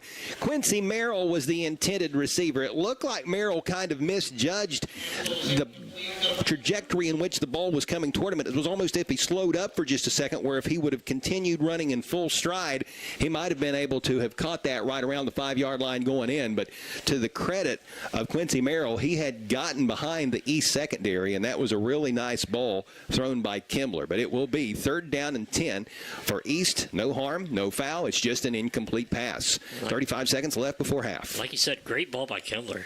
Tight spiral.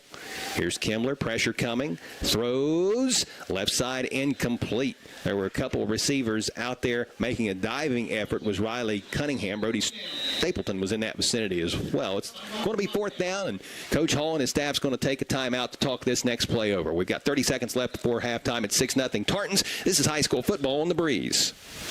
It's truck and SUV season at Valerie Ford in Waverly. Drive in the fall with a new F-150 XLT with savings over $10,000 off MSRP. If an SUV is more your speed, new Bronco Sports or Explorers up to $4,000 off MSRP. Plus, take advantage of no payments for up to 90 days. Even if you're just looking to get out of your current vehicle, we'll buy it. It's truck and SUV season at Valerie Ford in Waverly. Head to ValerieFord.com. See dealer for details. Not an offer of credit. Not all customers qualify. Expires 11/4/2024.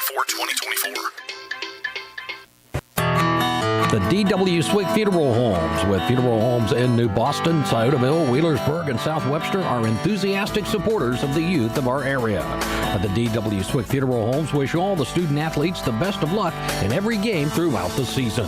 And when a loved one passes, the D.W. Swick Funeral Homes are always a friend indeed in the time of need.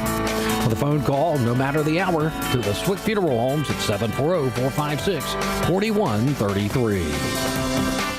When shopping for a vehicle that's right for you, make the right choice. Visit Ron Wright Auto Sales in Portsmouth, where Joe and Dave are waiting to help you. Uncle Joe, thank you so much for not charging me a dock fee. I appreciate the family discount. Holly, first of all, I'm your cousin, not your uncle. Secondly, we don't charge anyone.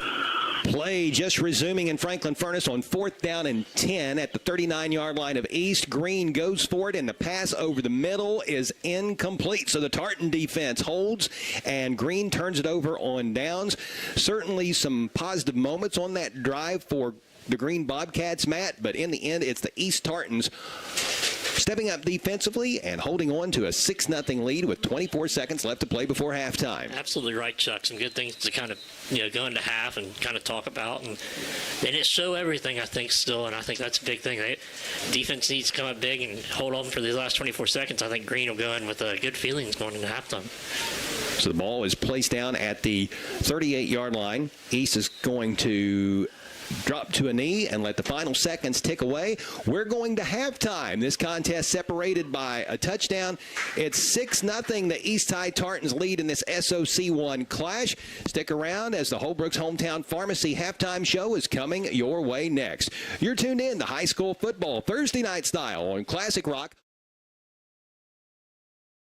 It's truck and SUV season at Valerie Ford in Waverly. Drive in to follow the new F-150 XLT with savings over $10,000 off MSRP. If an SUV is more your speed, new Bronco Sports or Explorers up to $4,000 off MSRP. Plus, take advantage. Jenkins Sunoco in Sciotaville is your complete automotive repair center, offering brake repair, tune-ups, oil changes, alignments, batteries, tires, wiper blades, and more. Jenkins has been servicing the area since the 1960s. The garage is open Monday through Saturday, while the gas station and convenient mart are open 7 days a week to offer snacks, cold soft drinks, diesel fuel, and Sunoco gasoline, the official fuel of NASCAR. Race into Jenkins Sunoco, 5435 Gallia Street, Sciotaville. To the 10, to the 5. Quality heating and air. Here is a drive deep to left center. That ball is quality heating and air. Side by side on turn number 4. It's going to be quality heating and air. When you think of something good, think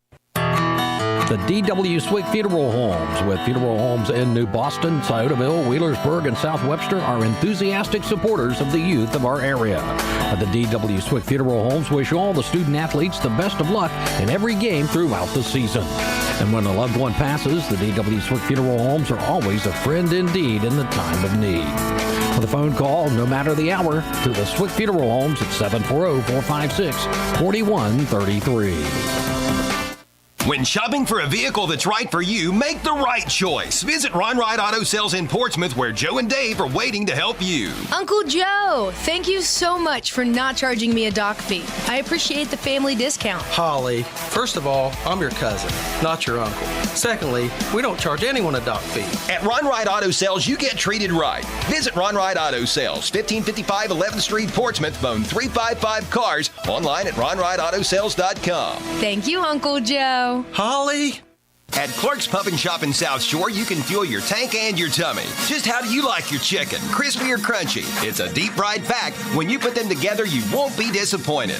Come grab some crispy, crunchy chicken to fuel that hunger. Available at Clark's Pump and Shop in South Shore. It's just a crunch around the corner. Clark's Pump and Shop in South Shore also offers breakfast sandwiches, pastries, coffee, cappuccino, soft drinks, snacks, candy, and more. Food's always savory, facilities always spotless. Clark's Pump and Shop. Return, refresh, refuel.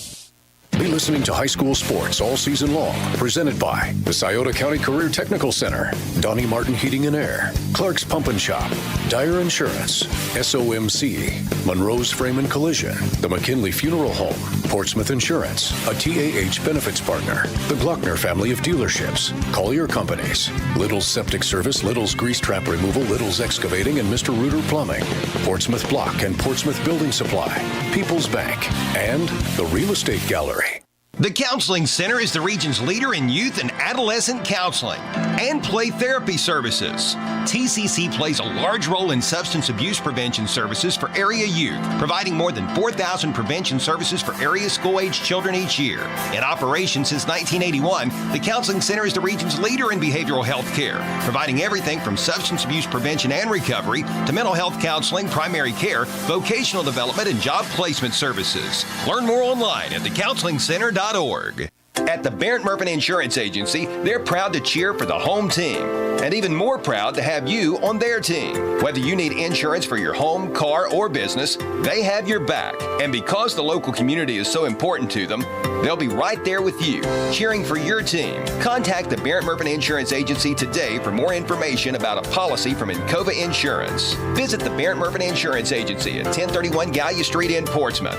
Online at barrettmurphy.com. Midford Telephone and TV. The local choice, the best choice. Your internet experts with fiber fast efficiency. Generations of exceptional service. Stay connected with a legacy. Online at falcon1.net. Midford Telephone and TV. The local choice, the best choice.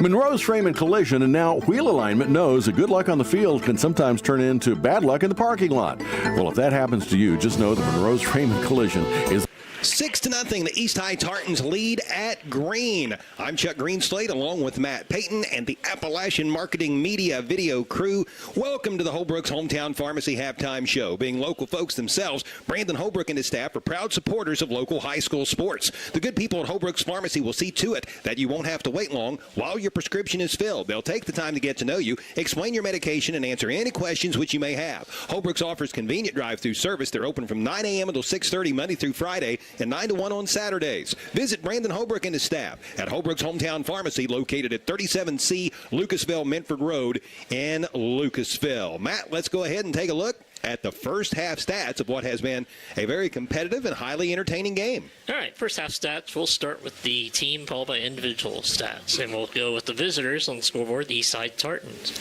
Tartans had 12 first downs in the first half, 7 passing, 5 rushing, 3 for 7 on third down, and 1 of 4 on fourth down.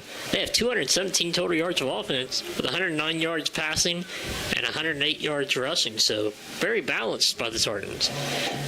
They have 3 penalties for 25 yards, and time possessed in 14 minutes, 32 seconds.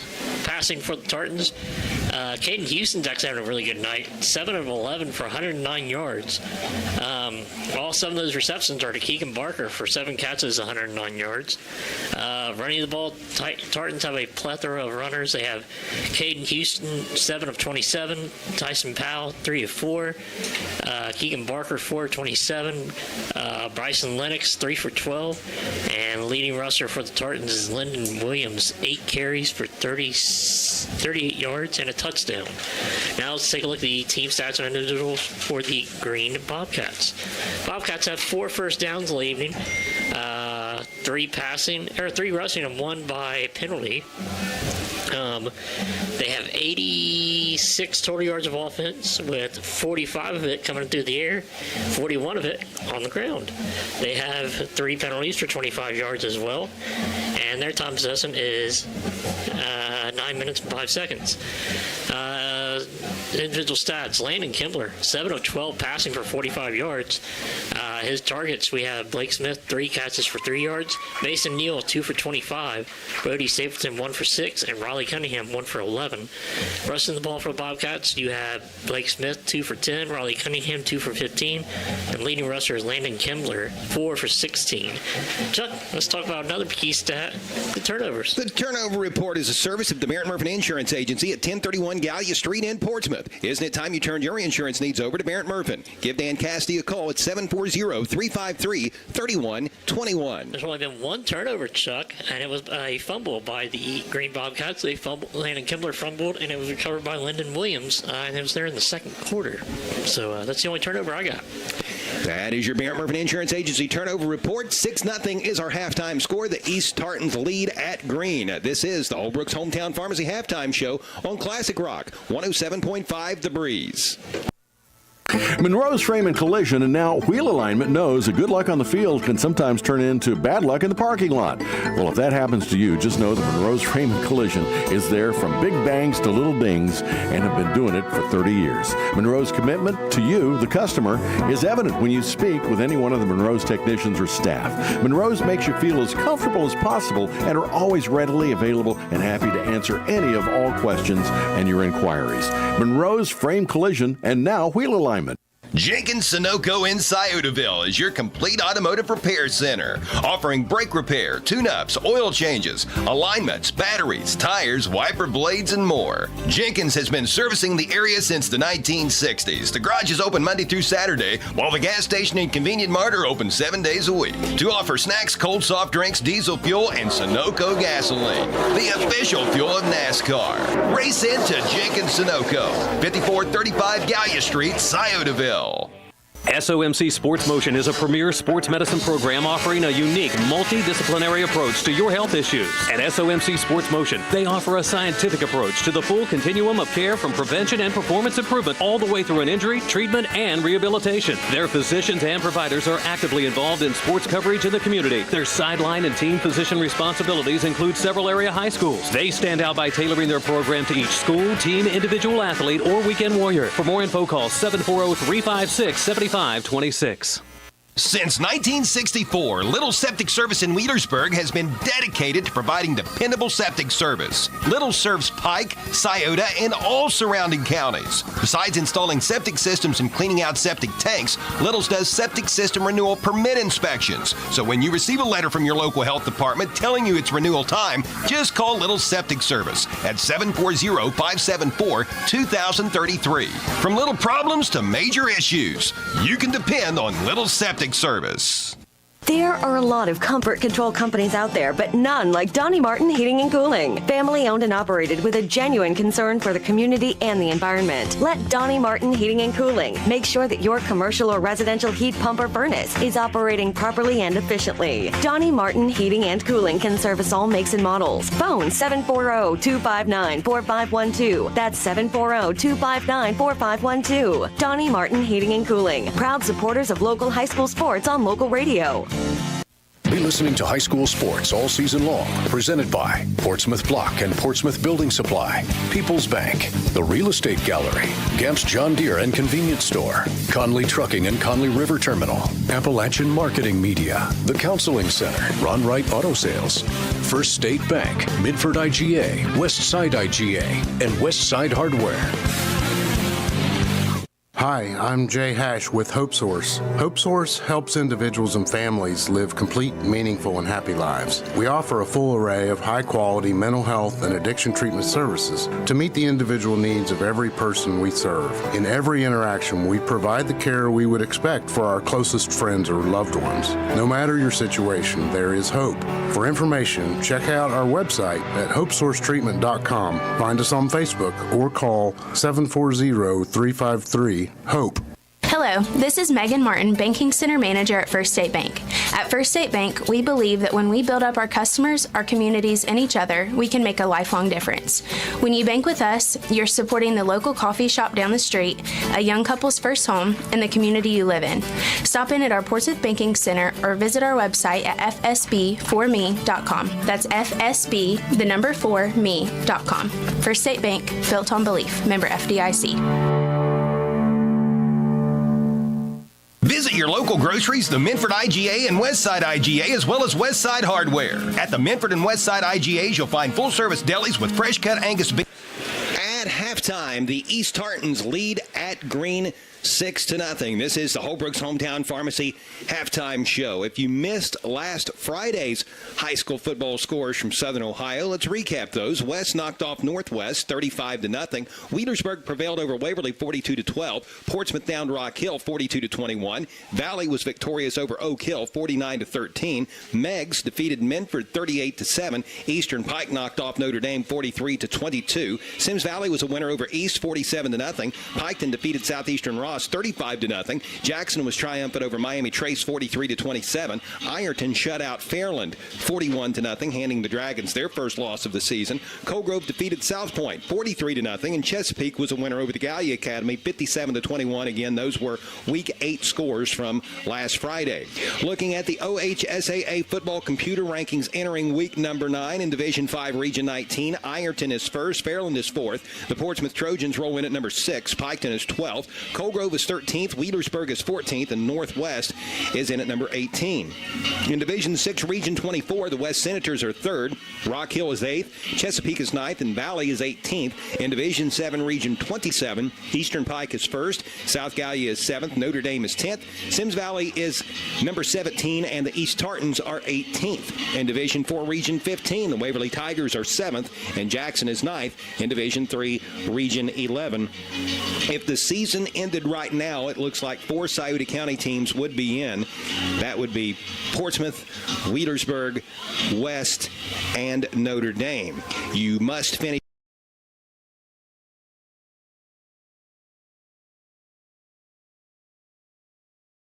as far as those football computer rankings and positions are concerned. Looking at the Week 9 slate for high school football, tomorrow, the Total Media Group of Portsmouth will present a pair of games live on Mix 99.3. You'll hear Minford at Wheelersburg on Fox Sportsmouth AM 1260 and 95.7 FM. You'll be able to tune in as Portsmouth plays at South Point. Coverage at both of those game sites will begin at 6:30, leading up to the 7 o'clock kickoffs. Elsewhere around the area tomorrow, Eastern Pike will visit South Gallia. Sims Valley will play at Notre Dame. Waverly will be at Northwest. The West Senators will visit Oak Hill. Valley will host Grandview Heights. Chesapeake will play at Rock Hill. Colgrove will visit Fairland. Ironton will entertain the Gallia Academy. Jackson will play host to Hillsboro. Piketon will visit Adena. In Kentucky, Greenup County will play at Johnson Central. East Carter will be in Vanceburg to face Lewis County. Bath County will play at Russell. Raceland will visit Paris. Round County will play at Boyd County. West Carter will host Fleming County. Ashland is off this weekend, and on Saturday, Fairview will travel to Phelps. As always, don't forget to tune in to the Saturday Morning Sports Line, which can be heard this Saturday starting at 9 o'clock on AM 1260 and 95.7 FM. The Saturday Morning Sports Line, since 1979, has provided our area's coaches a platform to talk about their teams and players. A big thank you goes to Penn Station East Coast Subs on the north end of Chillicothe Street in Portsmouth. Penn Station fuels the WNXT and WZZZ sports crews every weekend by offering us lunch. Visit Penn Station, where they are all about the freshness. And be sure to listen for the Barber Auto Parts Replay of the Week, which can be heard all week long here on Classic Rock 107.5 The Breeze, as well as on Mix 99.3 and Fox Sportsmouth AM 1260 and 95.7 FM. Visit the Barber Auto Parts store nearest you with locations in Portsmouth and Ashland. Checking some national scores of interest in the American League Championship Series. The Guardians trailed the Yankees 4-3. That was in the bottom of the 8th. In the second quarter in college football in Huntington, the Marshall Thundering Herd has an 18-3 lead over Georgia State. In the NFL, the Broncos will take on the Saints. That's slated to kick off here in just a few minutes. Just a few minutes ago, the Dodgers began play against the New York Mets in the NLCS, with L.A. leading that series 2-1. The Columbus Blue Jackets at the end of the first period have a 2-0 lead over the Sabres. Again, our halftime score, it's the Green Bobcats trailing the visiting East High Tartans 6-0. This is the Holbrook's Hometown Pharmacy halftime show on Classic Rock 107.5 The Breeze. Visit your local the Minford IGA and Westside IGA, as well as Westside Hardware. At the Minford and Westside IGAs, you'll find full-service delis with fresh-cut Angus beef and daily lunch specials. The Westside IGA offers up an incredible 18-inch pizza special, which provides a 2-topping 18-inch pizza, a bag of chips, and a 2-liter, all for just $19.99. Right beside the Westside IGA is Westside Hardware. They've got all kinds of tools and fasteners, as well as an extensive amount of items pertaining to automotive, carpentry, plumbing, and heating and air. The Minford IGA, Westside IGA, and Westside Hardware open 7 days a week.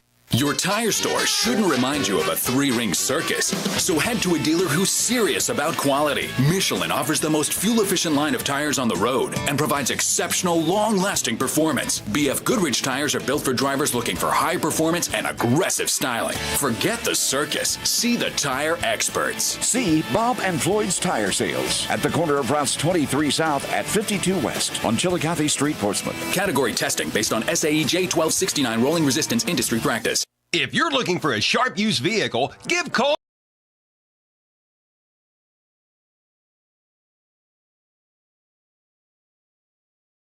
a call. Coles offers financing. Bad credit, no problem. All you need is proof of income and a down payment. You can apply for pre-approval by visiting Coles Auto Sales on Facebook. Give Coles a call.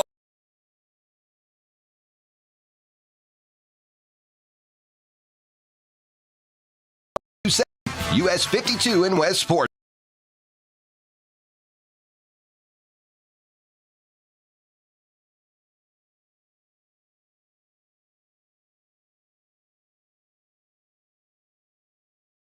Got an ATM for fast cash. Starting at 11 o'clock, enjoy delicious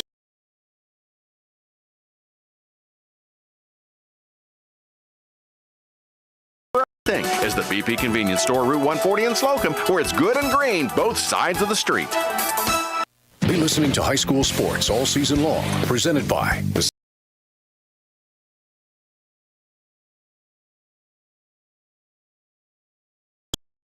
Monroe's Frame and Collision, the McKinley Funeral Home, Portsmouth Insurance, a TAH benefits partner, the Gluckner family of dealerships, Collier Companies, Little's Septic Service, Little's Grease Trap Removal, Little's Excavator,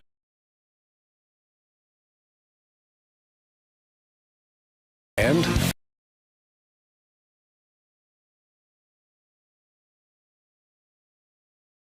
business with targeted marketing strategies, tactics, and resources that actually do work. Appalachian Marketing Media sells market-friendly websites that are designed to convert traffic into clients. Appalachian Marketing Media provides superior customer service and will quickly respond to any of your website needs. With packages starting at $2,000, contact Appalachian Marketing Media on Facebook and learn more on their website.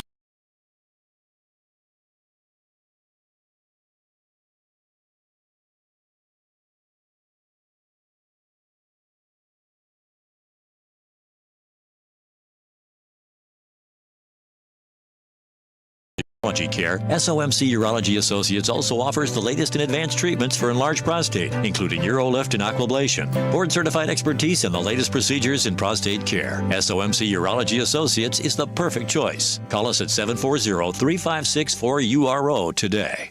October 7th through the 11th, visit Halls, Napa, and Wietersburg for the Filter Sales event. Stock up on all your filters next week and save up to 60%. Also at Halls next week, get RV antifreeze for just $2.29 a gallon. Rotella T415 W40 oil for $14.99 a gallon. Hydraulic fluid, $29.99 per 5-gallon bucket. Premium hydraulic fluid, $42.99 per 5-gallon bucket. And Scott Shop towels, $2.50 a roll. Visit Halls Napa, 11774. 6-0, the East High Tartans lead at the Green Bobcats. This is the Holbrook's Hometown Pharmacy halftime show. I'm Chuck Greenslade along with Matt Payton. This past weekend, Valley senior Cameron Phillips became the first high school golfer from Scioto County to win a state championship. The University of Kentucky-bound Phillips captured the OHSAA Division III Individual State Golf Championship with the 7-under par 137 over 2 rounds last Friday and Saturday at North Star Golf Club in Sunbury, Ohio, which is near Columbus. Phillips fired a 66 in round 1 on Friday, then followed that up with a 71 in round 2 on Saturday. That's the all-time scoring record on that course for a state championship. Congrats again to state champion golfer Cameron Phillips, a current Valley Indian and a future Kentucky Wildcat. Yesterday in boys high school postseason soccer in Division IV district quarterfinals, Wietersburg was a winner over Piketon 14-0. The Gallia Academy knocked off New Lexington 8-0. Logan Elm prevailed over Waverly 5-1. In girls postseason soccer yesterday in Division III district quarterfinals, Jackson fell to Marietta 5-0. In Division IV district quarterfinals, Wietersburg topped the Gallia Academy 7-0. Hillsboro prevailed over South Point 5-1, and McLean was a winner over Fairland 6-0. In Division V district quarterfinals, Westfall was a winner over Ironton 1-0. Zane Trace was victorious over Chesapeake 10-2, and North Adams knocked off Northwest 4-2. In girls high school volleyball yesterday in Division V district quarterfinal action, Wietersburg was a winner over Meggs. South Point prevailed over Northwest. Fairland defeated Paint Valley. Minford topped Piketon. Adena downed Colgrove. Oak Hill was a winner over Rock Hill. Chesapeake was victorious over Ironton, and North Adams knocked off Portsmouth. The scores of all of those volleyball matches were identical, 3-0. Again, tonight, the Broncos will visit the Saints. That just kicked off. And this evening in college football, Marshall is taking on Georgia State. Marshall was up by a couple scores in the second time period last we had checked. The Battle of Ohio Part 1 coming up this Sunday, a 1 o'clock kickoff in Cleveland, where the Browns will host the Cincinnati Bengals. Amari Cooper traded by the Browns this past week, but Nick Chubb will return to the Browns lineup for this Sunday's game. 6-0 is our halftime score. The East Tartans lead at Green. You have been listening to the Holbrook's Hometown Pharmacy Halftime Show. Being local folks themselves, Brandon Holbrook and his staff are proud supporters of local high school sports. The good people at Holbrook's Pharmacy will see to it that you won't have to wait long while your prescription is filled. They'll take the time to get to know you, explain your meds, and answer any questions which you may have. Holbrook's offers convenient drive-through service. They're open from 9 a.m. until 6:30 Monday through Friday, and 9 to 1 on Saturdays. Visit Brandon Holbrook and staff at Holbrook's Hometown Pharmacy, located at 37C Lucasville Minford Road in Lucasville. We are just about set to get the second half underway.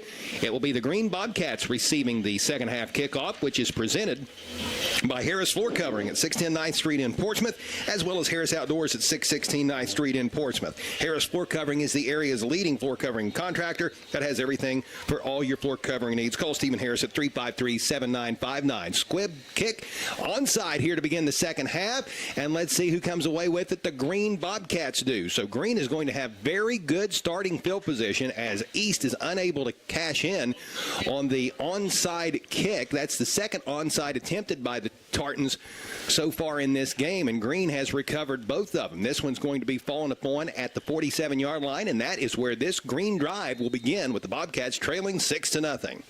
I tell you what, it's been a heck of a job by, those good-looking kicks by Dustin Bailey. Just Green doing a good job getting to the ball and getting it. Dustin Bailey, an offensive and a defensive lineman, son of Coach Adam Bailey. Bobbing and weaving his way, a nifty run by Riley Cunningham. He is down the far sideline, breaks free, and goes out of bounds inside of the 40-yard line of the Tartans. A nice run by Riley Cunningham, and that is going to go as a pickup of 18 yards on this first play of the second half. I'll be. How about that? Riley Cunningham now leading rusher for the Green Bobcats. 3 carries, 33 yards. And he was out there pretty quick, made some nice jukes. Sure did. He's a 5'11", 175-pound senior. Ball placed down on the left hash mark. Kimmler in the shotgun. He's got 4 receivers, 2 each way. One comes in motion to the left. The give's going to go up the middle. The running back is Blake Smith. He bounces off one tackle and then finds the edge, gets to the right corner, and takes the ball down inside of the Quality Heating and Air red zone before going out of bounds near the 18-yard line. That's a 17-yard gain, and with that, the Bobcats have moved inside the Quality Heating and Air red zone. Quality Heating and Air can be found on Route 52 in Sugar Grove. What a way to start this second half for Coach Larry Hall's Green Bobcats. It was all in the air in the first half. Now it's running the ball. But I tell you what, the spread offense for him is really spacing out the running lanes for the Bobcats. Here's Kimbler. He'll take the snap. He'll sling the ball. Left side, pass caught. Nice juke by Riley Cunningham. Cunningham circles around, gets away from one defender, takes the ball inside the 10-yard line, inside of the 5. It is going to be first and goal for the Green Bobcats, who have done nothing but move the ball successfully on these first 3 plays of the second half.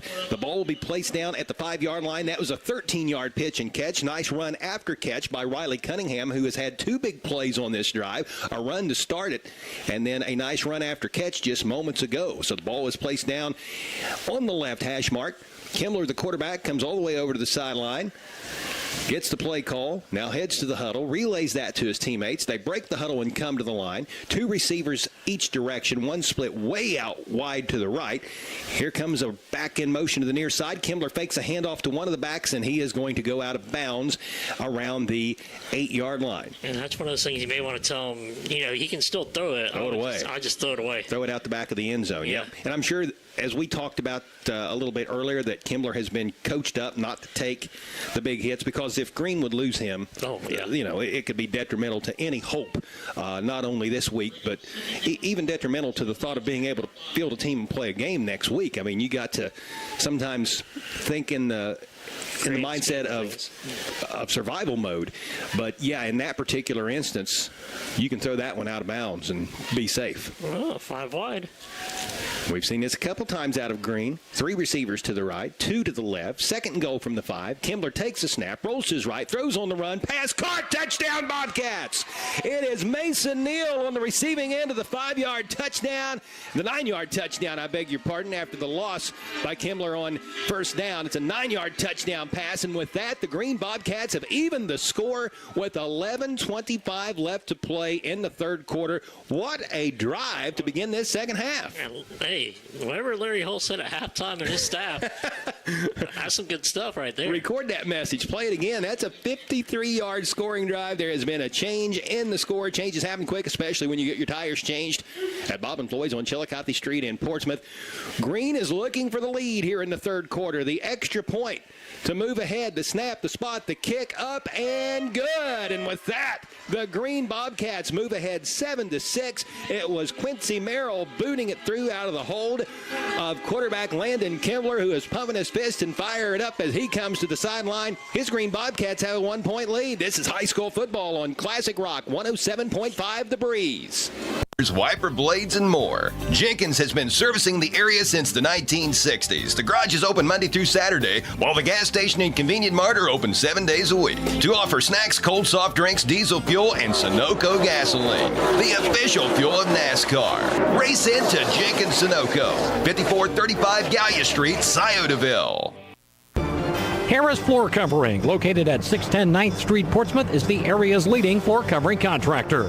Harris Floor Covering has everything for your home or business, including resilient tile, sheet flooring, quarry tile, ceramic tile, outdoor floors, industrial floors, carpet, acoustic ceiling, underlayment, and more. Call Stephen Harris at 740-353-7959 or 740-352-9212. Harris Floor Covering, proud supporters of the youth of the area. Penn Station East Coast Subs is a proud supporter of local high school sports and is always as fresh as the next play. With taste, quality, and generous portions, there's absolutely nothing quite like the Philly cheesesteak, the club, the Reuben chicken teriyaki, or the Italian.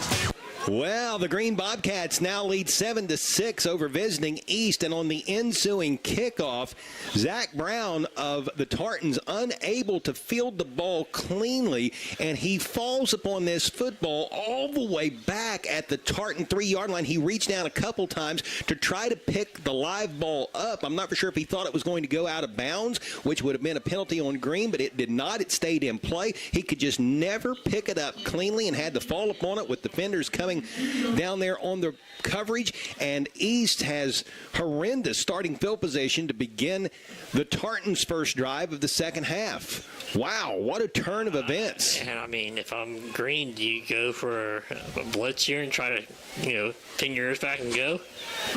Well, high risk, high reward. If you miss, then we could be looking at a 97-yard touchdown run by the Tartans, but we're going to have a flag here before this ball is technically snapped, and let's see what our call is.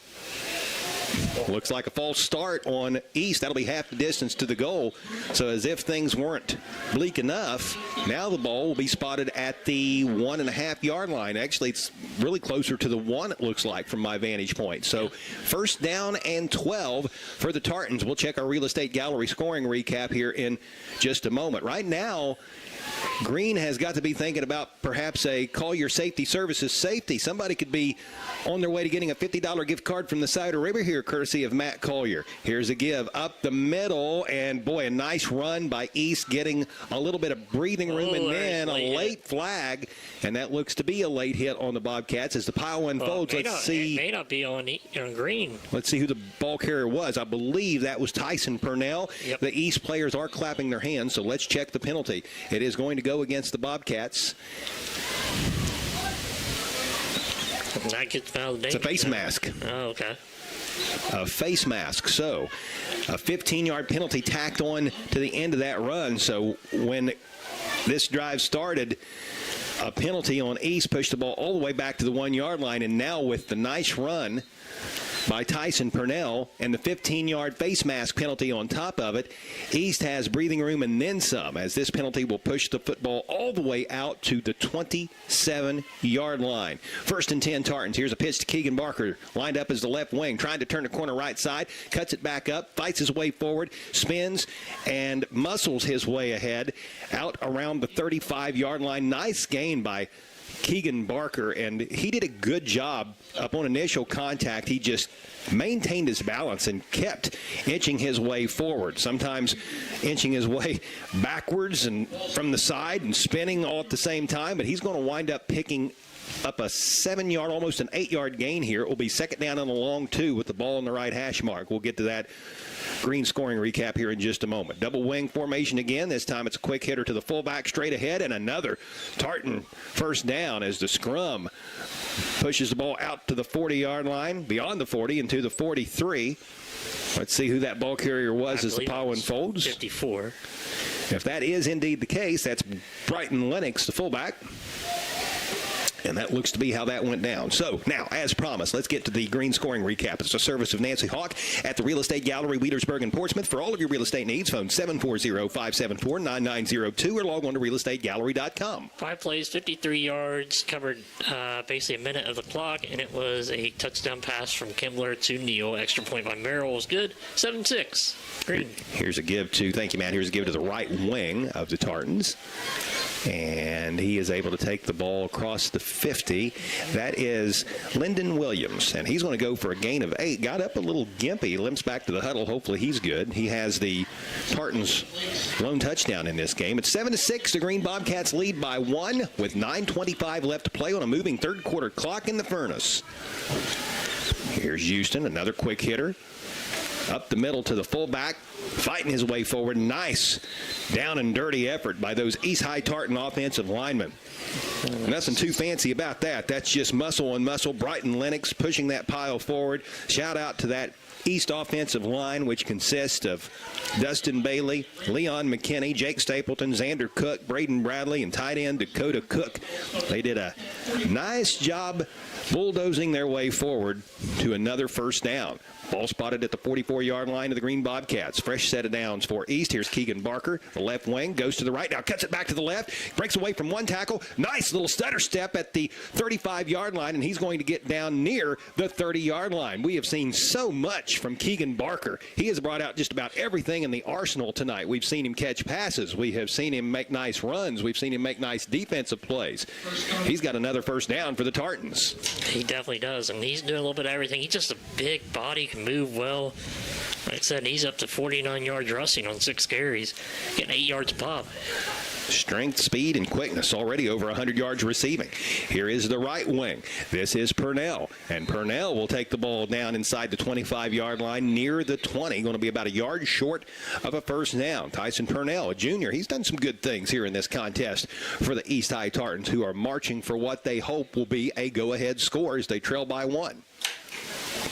A 9-yard pickup. It's second down and 1 for Coach Adam Bailey's ball club. Both these teams with 1 win entering tonight. East is 1-7, Green 1-6. The Bobcats were unable to play at South Gallia last week, so that's the reason they have 1 less game. Here is Keegan Barker again. Barker's going to take the football down inside of the 20-yard line, and that will be another Tartan first down. With that, East has moved back into the Quality Heating and Air red zone. Quality Heating and Air can be found on Route 52 in Sugar Grove, where they proudly offer Ream products. Ball will be spotted at the 17-yard line. That's a gain of 4 for Barker. Nice run by Barker. So Green with all that momentum after that impressive 53-yard drive to start the second half and the go-ahead score, but East looking to retake the lead and rekindle the mojo. Here's a give up the middle to the fullback. This is Brighton Lennox. He'll take the ball down inside of the 15-yard line to the 12. That's good for a gain of 5 to bring up second down and 5 for the East High Tartans. And anytime you just can get that much yardage, just 4 or 5 yards a chunk, why go away from it right Absolutely. If it's not broken, why even think about fixing it? East will wrap up its regular season at Notre Dame next Friday. The Green Bobcats will play at the 2-time reigning SOC1 champion Eastern Pike Eagles. Second down and 5. Ball right in the middle of the field. Double wing formation. The give goes to the right wing, looking for some room left side. And he will carry the football down inside of the 10 to the 9. Tyson Purnell on that carry for East. How wild is that? The Eastern Pike is looking to possibly go and be undefeated in 2 back-to-back regular seasons. Well, what's incredible is they only started football, about 10 years ago, if not less? Yeah. I mean, it is amazing what they have done in such a short period of time. Kudos to the Eagles, yeah. Coach Tomlinson gained 3 on that last play. It's 3rd down and 2. We have an official's timeout, I do believe. Looks like an injured Tartan player, and that is Tyson Purnell. He will check out of the game and into the contest in his absence. Is that Jagger Childress, number 20? Is that right, or is it number 30? I think it's 20. No, it looks like 30. Here's the give to the fullback. This is Keegan Barker, who lined up as the fullback. And look at Barker barrel his way into the end zone for a 9-yard touchdown. And with that, the East High Tartans have moved back on top 12-7 with 6:06 left to play in the 3rd quarter. What a nice answer by the East High Tartans after falling behind early on in the 2nd half. And what a run moments ago by Keegan Barker. Man, oh man, he was not going to be denied. He's definitely not going to be denied. That's a big run for him and puts him at 62 yards on the evening. There has been a change in the score. Changes happen quick, especially when you get your tires changed at Bob & Floyd's on Chillicothe Street in Portsmouth. He's going for 2. The pitch goes to Barker. Barker looking for some room left side. He's hit, and he will be dropped. The 2-point conversion run unsuccessful. The score stays at 12-7, but a successful drive for the East High Tartans, and they find themselves back in the lead. This is high school football on Classic Rock 107.5 The Breeze. Penn Station East Coast Subs is a proud supporter of local high school sports and is always as fresh as the next play. With taste, quality, and generous portions, there's absolutely nothing quite like the Philly cheesesteak, the club, the Reuben chicken teriyaki, or the Italian. With great service and a friendly smile, Penn Station invites you in for lunch, dinner, or after the game and movie. And when you need a quality and healthy taste fix, it's Penn Station East Coast Subs, your first stop on the left into the viaduct, where at Penn Station, it's all about good taste. At Clark's Pump and Shop in South Shore, you can fuel your tank and your tummy. Listen with caution as severe cravings may occur. Just how do you like your chicken, crispy or crunchy? It's a deep-fried fact. When you put them together, you won't be disappointed. Come grab some crispy, crunchy chicken to fuel that hunger. Available at Clark's Pump and Shop in South Shore, where you'll also find breakfast sandwiches, pastries, coffee, cappuccino, soft drinks, snacks, candy, and more. Food's always savory, facilities always spotless. Clark's Pump and Shop. Return, refresh, refuel. When shopping for a vehicle that's right for you, make the right choice. Visit Ron. With 6:06 remaining in the 3rd period in Franklin Furnace, the East High Tartans have retaken the lead over the Green Bobcats, 12-7. I'm Chuck Greenslade along with Matt Payton. East is getting set to kick the ball away to Green. The last kickoff was an onside kick. East has attempted a pair of onside kicks in this contest, and Green has recovered them both. It looks like we're going to see a 3rd onside kick attempt by Dustin Bailey. It's going to be different. It is going to be different, isn't it? He lays into this one a little bit. This goes toward the far sideline. It will go out of bounds. So that will be a penalty, and Green will get good starting field position as a result of. You know, Coach Buster Davis of Notre Dame and I have talked several times about this particular situation. In Division VII, when numbers are a little bit low, you often see onside kicks, and sometimes you see purposeful kicks out of bounds because with your rosters having such low numbers, the kids you have out on the field typically never get an opportunity to come off the field. They have to play offense, defense, and special teams, and they expend so much energy running down on kickoffs. And sometimes it's better just to give the ball to your opponent at the 35, and that's what the East High Tartans will do here. That's where this Bobcat drive will start. Green trailing by 5. Kimbler out of the gun, 4 wide, takes a snap, rolls to his right. Pass is caught by Mason Neal, breaks away from one defender, or tries to, and then is finally corralled around the 41-yard line. That was a nice job by East. Lyndon Williams hanging on for dear life. Gain of 6 on the play. It will be 2nd down and 4 for the Bobcats. Matt, let's check the East scoring recap. A service of Nancy Hawk at the Real Estate Gallery with offices offices in Wheelersburg and Portsmouth. For all of your real estate needs, phone 574-9902 or log on to realestategallery.com. Chuck, that was a 10-play, 97-yard drive, 5 minutes, 15 seconds came off the clock. Touchdown run by Keegan Barker from 9 yards out. Extra point was no good, or two-point conversion. We're at 12-7, East with the lead. You know, technically a 97-yard drive, but an early penalty made it about a 98.5-yard drive. Here's a pass into double coverage. Intercepted. This is picked off by the East High Tartans. It's Purnell on the pick, and then the run back. He will bring the ball to the Bobcat side of the 50 before being bumped out of bounds at the 48-yard line. Right around 10 to 12 yards on the return. Good coverage by Purnell. Second turnover of the contest, both by the Green Bobcats, and East has possession of the football again, this time leading 12-7 with 5:12 left to play in the third quarter. I tell you what, ball kind of hung up there just a little bit too long. I like the route and like the concept, but just a little bit too much air underneath it. Good defense by Purnell. Now, if you recall, toward the end of that scoring drive by East, the last time the Tartan offense was out there, he had to exit the field limping. Obviously, he's healed and doing fine. Here's Keegan Barker, bobbing and weaving, sidestepping his way, taking the ball down inside of the 45-yard line to the 43. That's good for a pickup of 5, and that will bring up second down and 5 for the Tartans. Man, I am loving what I'm seeing out of Keegan Barker tonight. He is really playing well in just about every facet of the game on the offensive side. We talked about him a little earlier. We're seeing power. We're seeing shiftiness. We're seeing some speed. In the first half, we saw his ability to go up and catch the lofting passes from Caden Houston.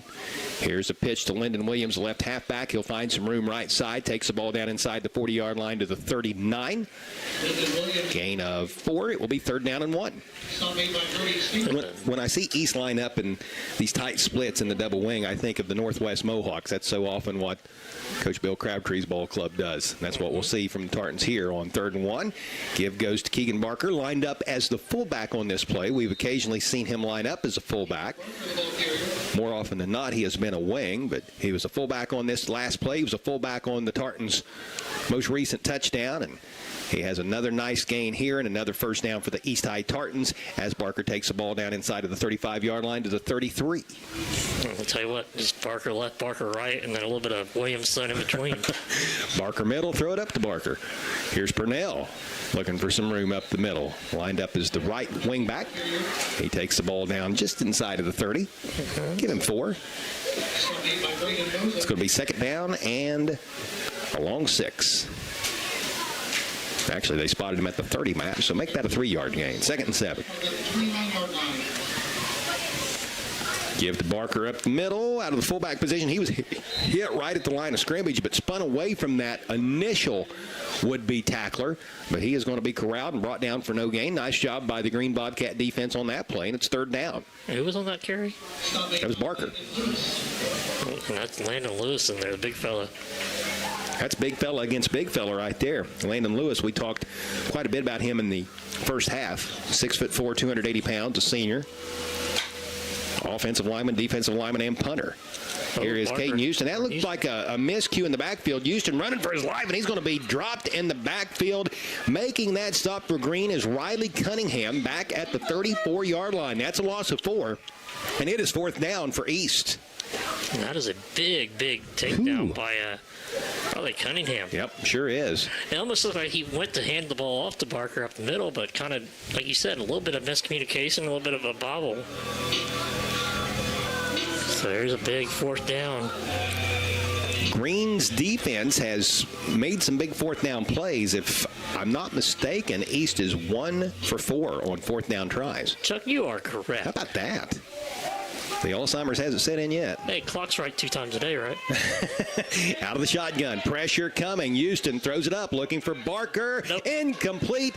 Good coverage by Green. Nice effort by Keegan Barker. I thought he was going to be able to make another stupendous catch, but not this time. There were several Bobcats back there in the secondary. There is a flag down, though. It's around the line of scrimmage. It looks like this is against East. And if that is the case, Green will decline. It's false start on the Tartans. Penalty declined, and East has turned it over on downs. Green's defense holds, and the Bobcat offense is set to retake the field 1st and 10 at Green's own 34-yard line, with East up 12-7 at the 2:20 mark of the third period. Boy, this has really been a fun game. Really has. Back and forth, back and forth. Olivia Blevins is checking into the game for the Green Bobcats. I bring that up. She is a female, a 5'8", 180-pounder. She's playing as an offensive tackle. I've seen a lot of varsity football. I've seen several females play. I've never seen one on the line. This is a new one for me. Here's Riley Cunningham taking the handoff and then circling back to the left. He has some room over on that far sideline, and he will go out of bounds beyond the 40-yard line. They'll mark him at the 43. That's a 9-yard pickup, and that'll bring up 2nd down and 1. How about Olivia Blevins? Hey, Well, girl power right there. I have seen female kickers. I have seen some female running backs. I've never seen a female offensive lineman in a varsity football game. I have. You have seen that, I huh? have. It was a long time ago when I did a game, I think, with the late Skip Hickman down at Notre Dame. I did a game with him or Keith, one of the two, and it was a lineman, I think, for one of these small D7 schools. That's awesome. Here is swing pass, right side, caught by Mason Neal, spinning away, getting away from the vendors and taking the ball inside of the 40-yard line. Another big gainer for the Green Bobcats. Good throw by Kimbler. Nice run by Mason Neal after the catch. They're going to spot him at the 37-yard line of East. That is a 20-yard gain. Make it a 21-yard gain. And I tell you what, the interesting thing to look at is Lyndon Williams came up limping a little bit after that play. That's twice now. You see East backs kind of a little battered after the play. So with the ball on the right hash mark, Green trailing by 5, 12-7. 1:45 left in the third quarter. Kimbler looking left, pump fakes, recoils, resets, throws over the middle, incomplete. His intended receiver was Brody Stapleton. The pass was just out of his reach. So that incompletion will stop the clock with 1:39 left in the third quarter. It'll be 2nd down and 10 for Coach Larry Hall's Bobcats.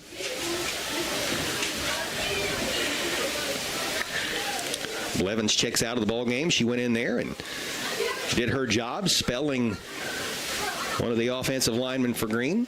And I'm sure she'll be called upon again a time or two before this game is through. 4 wide for the Bobcats, 2 each way. Ball on the right hash mark.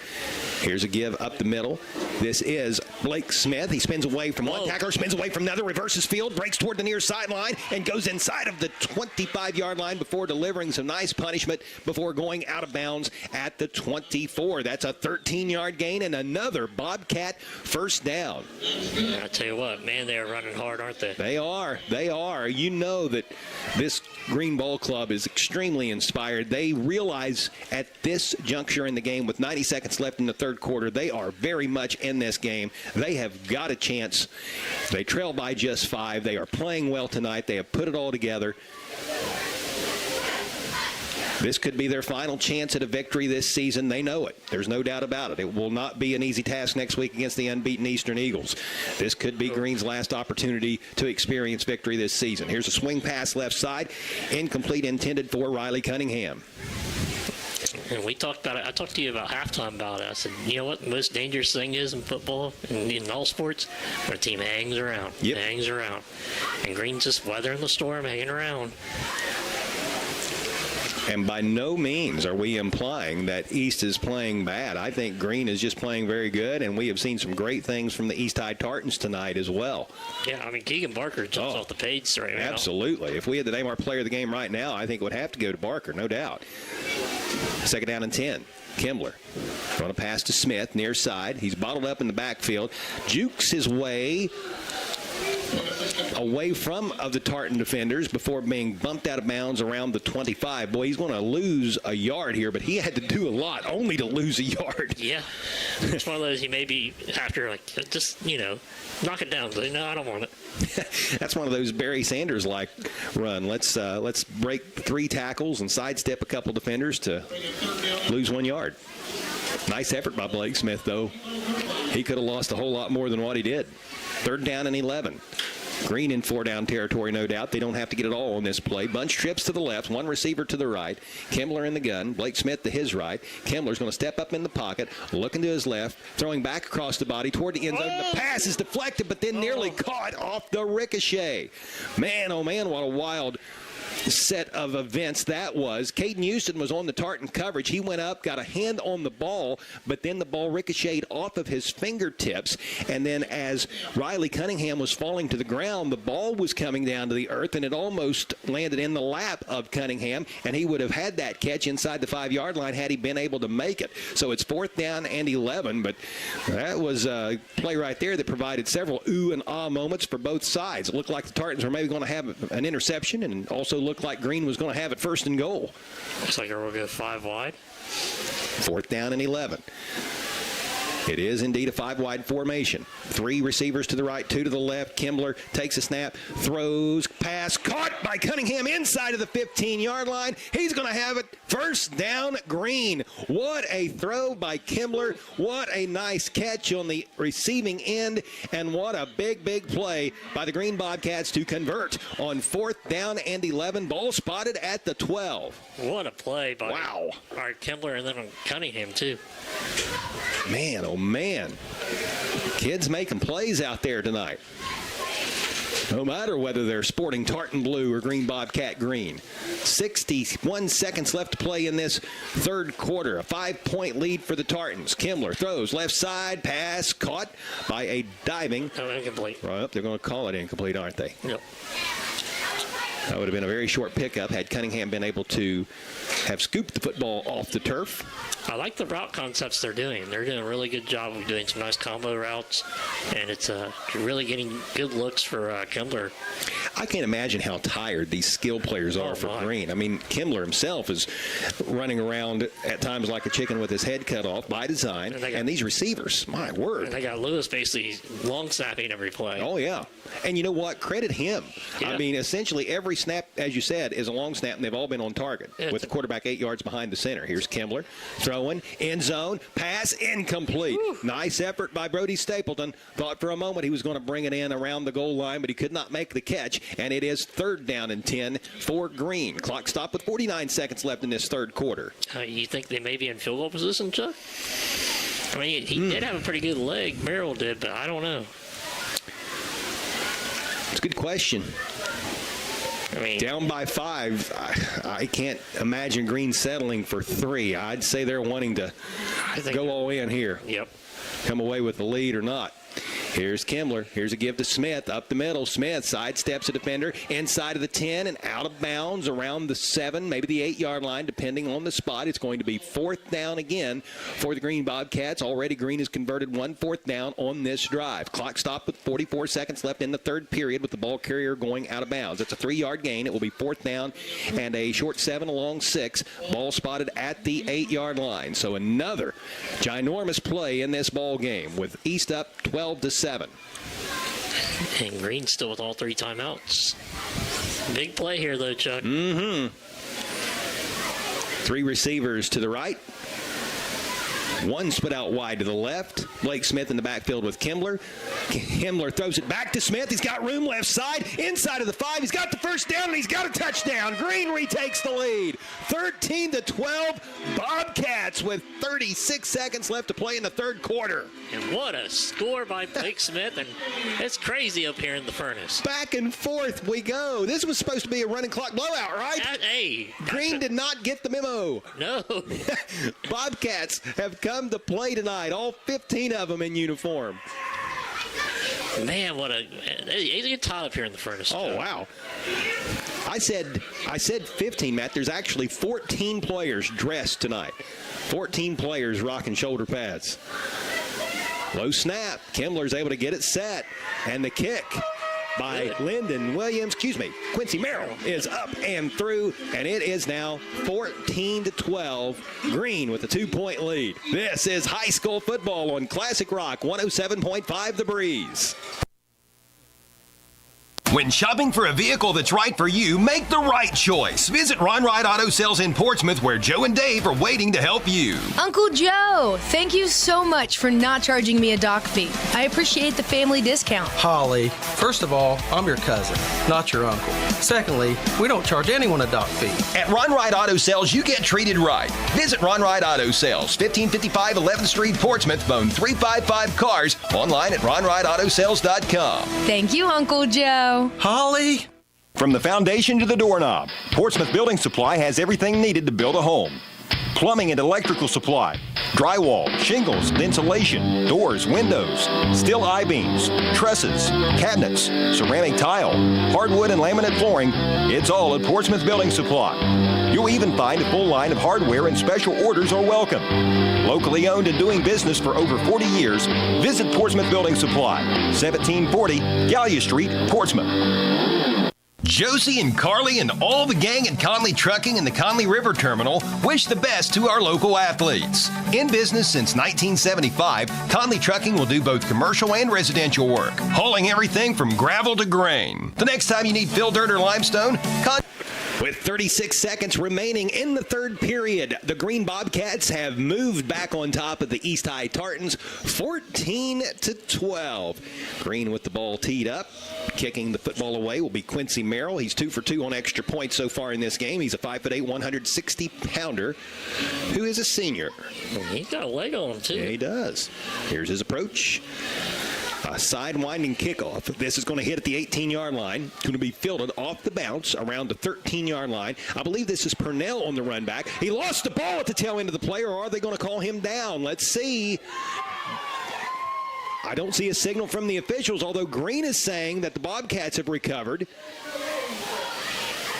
And it looks like the officials have said nothing that I have seen. They're going to say knee down, knee down. No fumble. So it will be East retaining possession, and Purnell was able to get that ball back to the 30-yard line.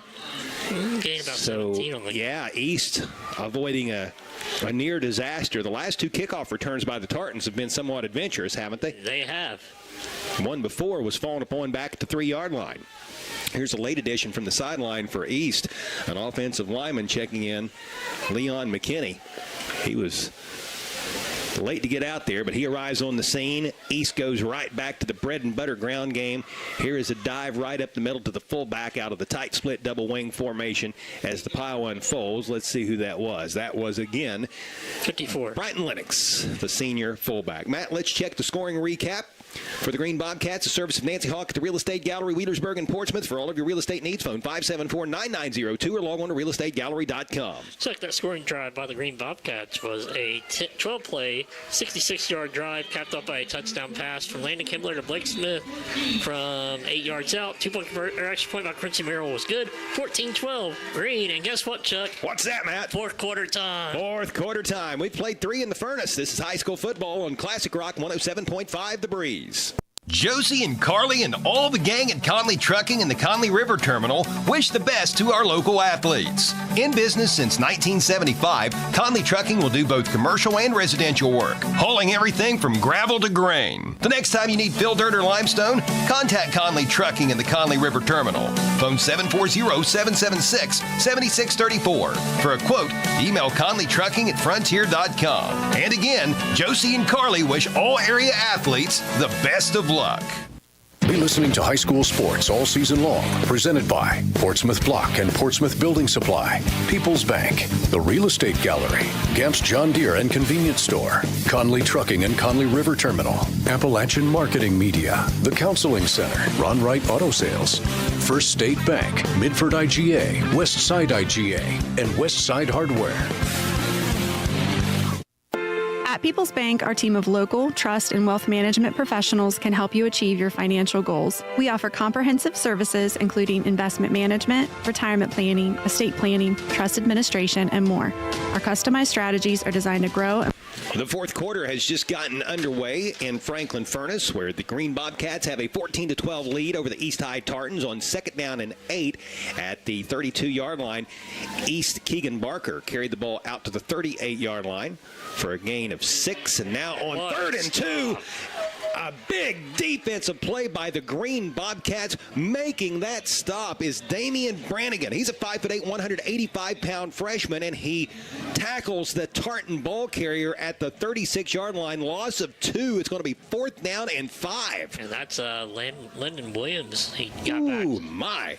And here's the thing. Are they going to punt? They haven't punted yet tonight, but. Nope. East has not punted. The Tartans are, is it 1 for 4 now? Or 1 for 5 on 4th down? 1 for 5. So can the Green Bobcat defense stiffen again? If the Tartan offense can't pick this up, Green, already leading by 2 here in the 4th quarter, will get excellent starting field position. Can the Tartans pick it up? 4th down, and we're going to call it 4, actually, after that loss of 2 on the last play. Before the ball is snapped, yep, we've got a TO taken by Coach Adam Bailey. We'll take one as well. 14-12, Green in front. This is high school football on the Breeze. At People's Bank, our team of local, trust, and wealth management professionals can help you achieve your financial goals. We offer comprehensive services including investment management, retirement planning, estate planning, trust administration, and more. Our customized strategies are designed to grow and preserve your wealth while minimizing risk. Let People's Bank put our decades of expertise to work for you. Call me, Elise Dye, or one of our other trust and wealth management professionals today to schedule your free consultation. People's Bank, working together, building success. Hi, I'm Gary Duzan of Portsmouth Insurance, a TAH Benefits partner. And I'm Jay Hazelbaker, president of TAH Benefits. Portsmouth Insurance specializes in helping local business owners with their employee benefits. We understand that operating a business can be stressful. Let us alleviate at least one of those worries for you. Portsmouth Insurance understands the health insurance marketplace, and our commitment to service and knowledge of both the personal and business insurance markets can give you peace of mind. For assistance with all of your employee benefit needs, call us at Portsmouth Insurance, 740-353-4105. On the Esplanade Laser Center and Medical Spa in Portsmouth knows that looking better makes you feel better.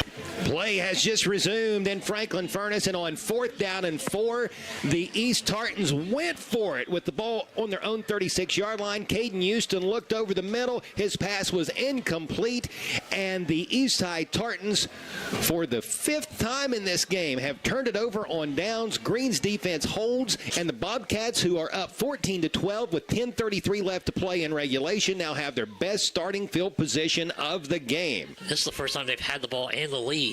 Ooh, probably since week 1, I think.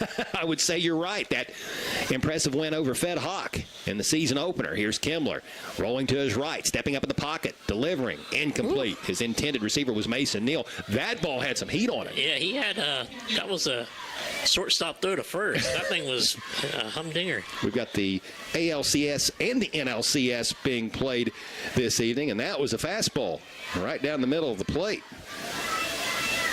This is a big, drive right here for Green. If they can at least move the ball a little bit, it takes more time off the clock. Because East is not one of those teams to go hit you with a big play, I believe. Here's to give to Blake Smith up the middle. He's got room. Inside to 30. Cuts it back. 20, 15, 10, 5. Touchdown, Bobcats. And with 10-19 remaining in the ball game, the Green Bobcats have made it an 8-point game, 20-12. A successful PAT, and it's a 2-possession game. What a run by Blake Smith, and good blocking up front by Green. I mean, okay, Blake Smith, 36 yards. How about that? Go ahead. There has been a change in the score. Changes happen quick, especially when you get your tires changed at Bob and Floyd's on Chillicothe Street in Portsmouth. Boy, Green will want us back every single game next year. Hey, as long as they feed us good, I'll be okay. They were offering up some delicious pizza here in the press box. Jared Smith, the principal and AD here at Green this year. The kick is up. This is big. It's good. It's a 9-point lead for Coach Larry Hall's Green Bobcats, as Quincy Merrill boots it through 21-12. This is high school football on the Breeze. On the Esplanade Laser Center and Medical Spa in Portsmouth knows that looking better makes you feel better. Remember, the players aren't the only ones who want to look good under the Friday night lights. On the Esplanade can help you look your absolute best. With 15 years of experience, Jeannie and On the Esplanade specializes in medical aesthetics and skincare, offering such services as Botox, scar revision, laser tattoo removal, laser hair removal, and cool sculpting. Visit On the Esplanade, 813 Gallia Street, Portsmouth, and follow On the Esplanade on Facebook. Collier is expanding its business opportunities to include Collier Home Medical, a local durable medical equipment company, or DME, offering free home setup of a variety of home medical equipment such as home oxygen and portable oxygen, as well as hospital beds, wheelchairs, rollators, walkers, and more. Collier also offers home sleep testing along with CPAP and BiPAP for patients diagnosed with sleep apnea. Overnight pulse oximetry testing is available with a physician order. Located at 1661 State Route 522 across from Kroger in Wheelersburg, call 740-574-0327. The Counseling Center is the region's leader in youth and adolescent counseling and play. Back to play in Franklin Furnace. Quincy Merrill kicks it off for Green. Tyson Purnell picks the ball up off the bounce around the 20-yard line and brings the football out beyond the 30 to the 35-yard line. Nice run back, and the Tartans have good starting field position to begin this drive. But right now, East is staring at a 9-point deficit, down 21-12 with 10:13 remaining in the ball game. East has not shown a ton of quick strike potential tonight, but in that first half of play, there were some big pass plays downfield. Caden Houston, the quarterback, connecting with Keegan Barker and Matt. It would not shock me if we see Green try to connect on a few of those type of pass plays again here. They've got to score and got too quick. Here's Houston out of the gun. This is a designed quarterback keeper. He eludes one defender, fights his way left side, loses the football at the tail end of the play. Green is saying that the Bobcats have recovered. The officials concur, and Green has the football. Holy cow. Full moon in the air. The Bobcats up by 9 with 10:04 left, and they've got the football back.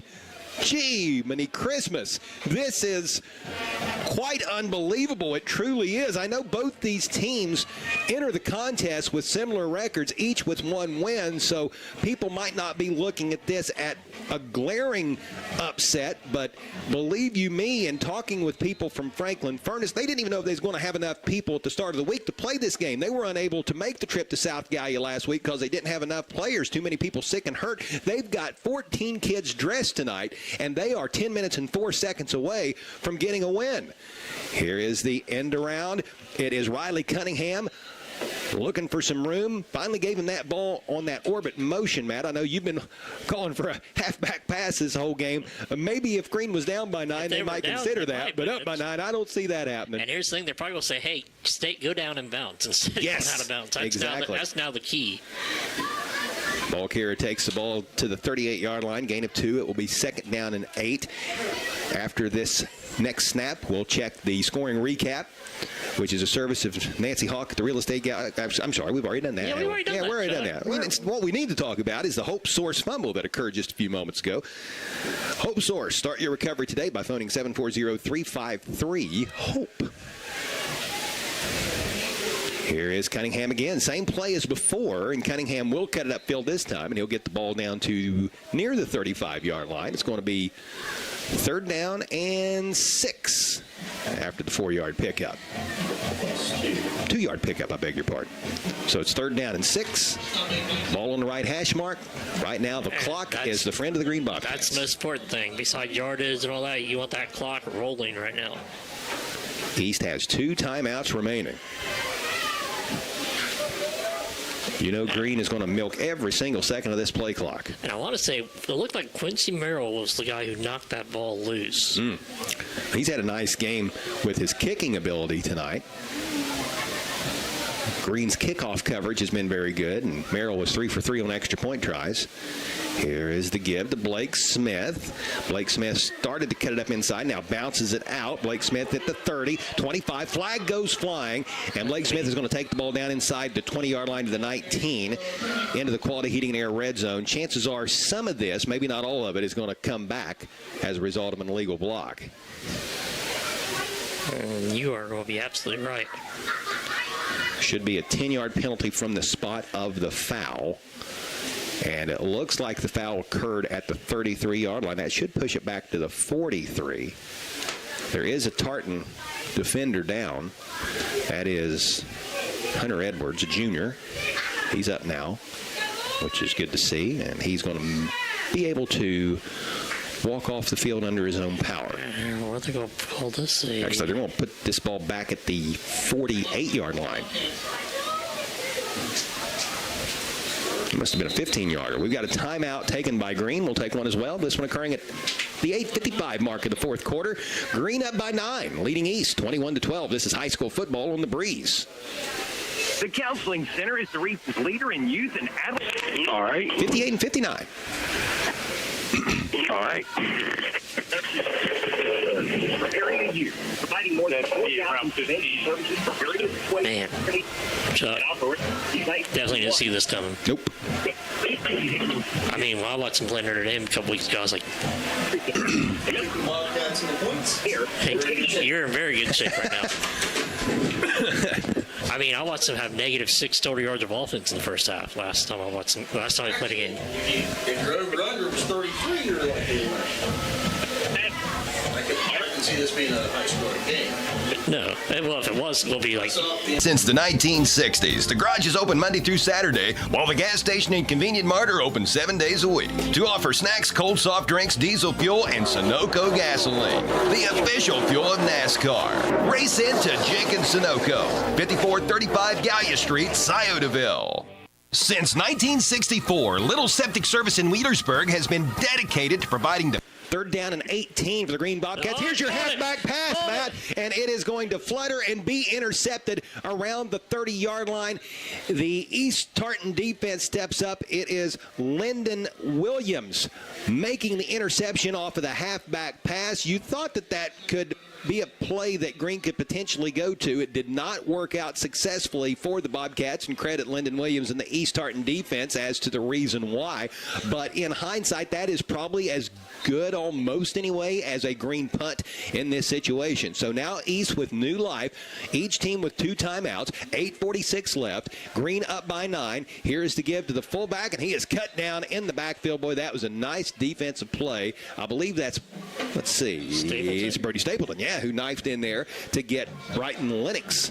And Lennox was able to reach forward and get back to the line of scrimmage. So as you alluded to there, Matt, no gain on the play. It'll be 2nd down and 10. I mean, it was one of those, the reason why I called it, I saw him warming up early, and I was like, man, he's got a pretty decent arm on Cunningham does. 2nd down and 10.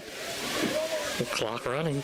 Ball shading the left hash mark. Swing pass to Keegan Barker left side. Barker has some positive yards here, and he will wisely go out of bounds to stop the clock with 8:10 remaining in regulation. Barker is able to get the ball out to the 44-yard line. So it's going to be a 7-yard gain for Mr. Barker. 3rd down 3 coming up for the Tartans. 116 yards receiving on the night on 8 catches. Yeah. To go along with his rushing of 12 carries for 77 yards. Oh, that was odd. That was very odd. There was a Green Bobcat defender in the backfield. I couldn't tell if he was trying to pick up a mouthpiece that had fallen out or what, but that's going to be encroachment. They're going to call penalty on that, and that's a nice job by East hurrying up and snapping the ball to catch the defender offside. So a free 5 there, and that will move the ball to the 49-yard line. You could just tell the young man realized that he dropped his mouthpiece or something. So he ran back to pick up whatever that was and got caught. Busted for a 5-yard penalty. So 1st and 10 for East with the ball at the 49-yard line of the Tartans. Here is the fullback again. This is Brighton Lennox, and Lennox will take the ball into Green Bobcat territory. 2-yard gain to the Green 49-yard line. Coach Adam Bailey not hitting the panic button. He's sticking with the fullback a little bit, sticking with the ground game. He's doing those jabs a little bit. Yep. That could open up a bigger play, possibly something off play action. We really haven't seen East go downfield looking for Barker since the first half. Shotgun for Houston. This time, play action off of that fullback dive, and his pass is going to be intercepted by Mason Neal of Green. An underthrown pass picked off by Mason Neal, and the Green Bobcats have possession of the football back with only 7:27 left to play. And boy, not that it was going to be an easy task for East to come back anyway, but the degree of difficulty has certainly intensified now. Down by 2 possessions, 2 timeouts left, less than 7.5 minutes on the clock. Green will try and milk this clock more. Play keep away from the East High Tartans, who have to get the football back and score twice. I think we'll see a heavy dose of Cunningham and Smith. Yep. Cunningham comes in motion, but Smith takes the handoff from Kimmler. Smith dives forward and takes the ball out across the 40-yard line to near the 41. That was a really nice effort there at the tail end of that play by Blake Smith. That's like a 5-6 yard gain. Yeah, give him 6. That'll set up 2nd down and 4. We touched upon this earlier, but I've been so impressed with the efforts of the running backs we've witnessed here tonight. Not just the Green Bobcat running backs with Smith, Cunningham, Stapleton, the quarterback Kimmler, but these East running backs as well. Barker, Williams, Houston, Burnell, they've all run hard. Cunningham getting a little stretch in. Mm-hmm. Looked like that right calf was tightening up on him. Here's Blake Smith again, picking his way, looking for some room right side. Won't find much. Forward progress might get him a yard or so.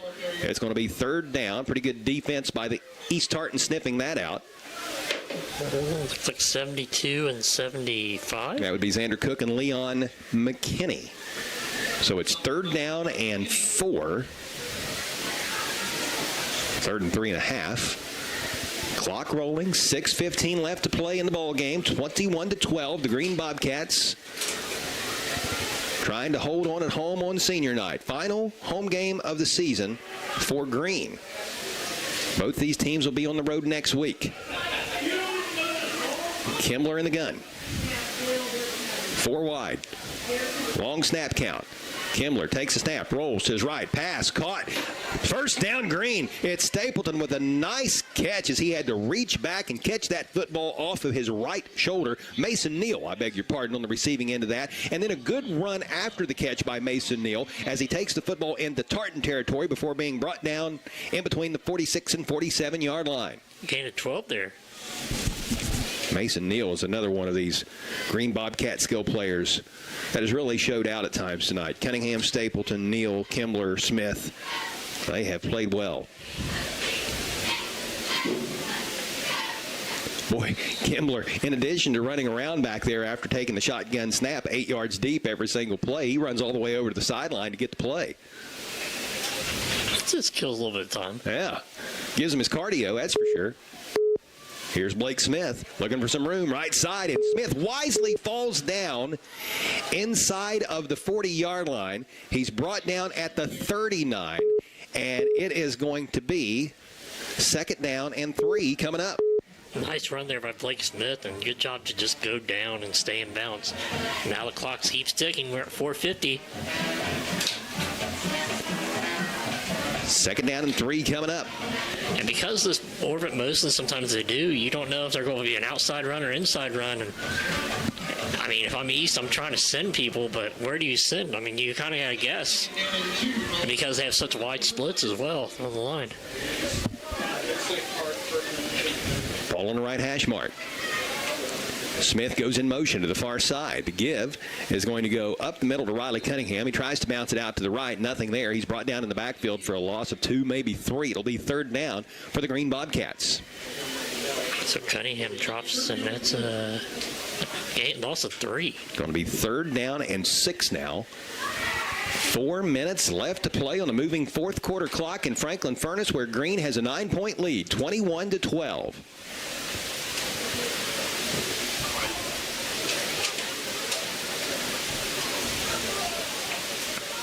You see a Green Bobcat getting stretched out on the near sideline, the Bobcat sideline. I'd say all these skill position players for Green will need to do some stretching at the end of this one. Kimmler going to throw on 3rd down. His pass is caught. It's Mason Neal again. He's got the 1st down, and he wisely stays in bounds, taking the football inside of the 35-yard line to the 33. That's an 8-yard gain. Big 3rd down pickup for the Green Bobcats. And again, what a great job by these Green Bobcat receivers, knowing the situation, being conscious of the task at hand and the clock. The management by the Green Bobcats of the clock here down the stretch to keep it rolling has been absolutely sensational. 1st down for Green. And Coach Adam Bailey now is faced with a decision as to when to use these final 2 timeouts that his Tartans possess. 21-12, Green up by 9. It's a 2-possession lead. 3 minutes exactly left. In motion to the far side and taking the handoff is Riley Cunningham. He's hit in the backfield and dropped. Kind of got stopped by his own lineman there. Yeah. Down at the 38-yard line. Loss of 5. That'll be 2nd down and 15. East has yet to burn one of its 2 TOs. I think after this one, if you can get a stop on this play, about time for that timeout to come out. Well, if East could get the ball back and could score to make it a one-possession game, bear in mind that the Tartans have had plenty of practice at onside kicks tonight. We've seen them attempt a couple. Green's recovered them both, but at least it would be a situation that the Tartans would be familiar with if they get the opportunity to attempt it. I hear whistles sounding, and the clock. No, they're going to have Cunningham check out. Yeah, clock stopped with 2:12 while Cunningham is checking out. If they check him out for something, who they go put in? Blake Smith. He just happened to be out. He was the Green Bobcat on the sideline stretching. Okay. So not for sure why the officials had Cunningham exit the game. I don't know if he quite understands that either, gauging by his body language on the sideline. Here's Kimbler, play action, quarterback keeper. He's got room up the middle. Kimbler breaking to his right, and he'll go out of bounds inside of the 30-yard line. That will stop the clock with 1:59 remaining, but a nice positive gain for the Green Bobcats. It makes it a manageable 3rd down. 9-yard gain there by Kimbler. So, 1:59, we're under the 2-minute mark. Unlike college and NFL now, that has a 2-minute warning at the end to be tough. Wonder how long before we see that at the high school level. I mean, it does give that extra free time out. Yep. It's a bit of a game changer. It's been kind of unusual to see it in the college ranks, but I can't say that I've minded it because it certainly makes the stretch run of a half more exciting. Yep. Potentially, anyway. East would sure love to have that 2-minute warning right now. 3rd down and 6. Kimbler takes the snap, rolls to his left, steps up in the pocket. He's going to tuck it. He's going to go. He's going to get what he can, and he is going to be brought down. That was a super defensive play by Jaden King, a junior Tartan defender. He was able to reach out with one hand and grab the back of Landon Kimbler's jersey when it looked like Kimbler had gotten by and was on his way to picking up a 1st down. Instead, it's a 2-yard gain, and it will be 4th down and a long 4 coming up for the Green Bobcats. East will burn its first of 2 timeouts with 1:49 left. 21-12 Green on top. This is high school football on the Breeze. Since 1964, Little Septic Service in Wheelersburg has been dedicated to providing dependable septic service. Little serves Pike, Scioto, and all surrounding counties. Besides installing septic systems and cleaning out septic tanks, Little's does septic system renewal permit inspections. So when you receive a letter from your local health department telling you it's renewal time, just call Little Septic Service at 740-574-2033. From little problems to major issues, you can depend on Little Septic Service. Hi, I'm Nancy Hawk, the owner of Real Estate Gallery. I'm inviting you to contact any of our professional realtors for all of your real estate needs, or visit our website at Real Estate Gallery. With 1:49 left to play in the ball game, the Green Bobcats lead the visiting East High Tartans 21-12. Green has the ball. It is 4th down and almost 5 for the Bobcats with the ball resting at the East 28-yard line. Kimbler rolls to his right, fires, pass, caught, 1st down, Green. I think it will depend upon the spot. It looked like the receiver, Mason Neal, had caught the ball right at the sticks but then was driven back. Where will the officials decide that his forward progress was stopped? They've got an officials timeout right now. It looks like they might be calling for the chains to come out and measure, and this is your ball game right here, Matt. If Green converted this, it's basically dropped to a knee time and start the celebration. If Green didn't, then the Tartans get the ball back with 1 timeout remaining. They've got the score, kick an onside kick, and go score again. The chains are pulled tight, and here's your verdict. It is East ball. The Tartan defense forces Green to turn the ball over on downs. Nice idea and a pretty nicely executed play by Green as Landon Kimbler connected with Mason Neal, but they needed about 4.5. They got 4 1/4, and it will be Tartan football. So you're saying there's a chance. So you're saying there's a chance, Chuck. The East offense will take to the field at the 23-yard line. 1:37 left. 21-12, Green leads. Is there a miracle for the Tartans awaiting on this night of the full moon in Franklin Furnace. East breaks the huddle, comes to the line. Ball on the left hash mark. Keegan Barker, he is split out wide to the right along with Tyson Purnell. They're stacked up, one right behind the other.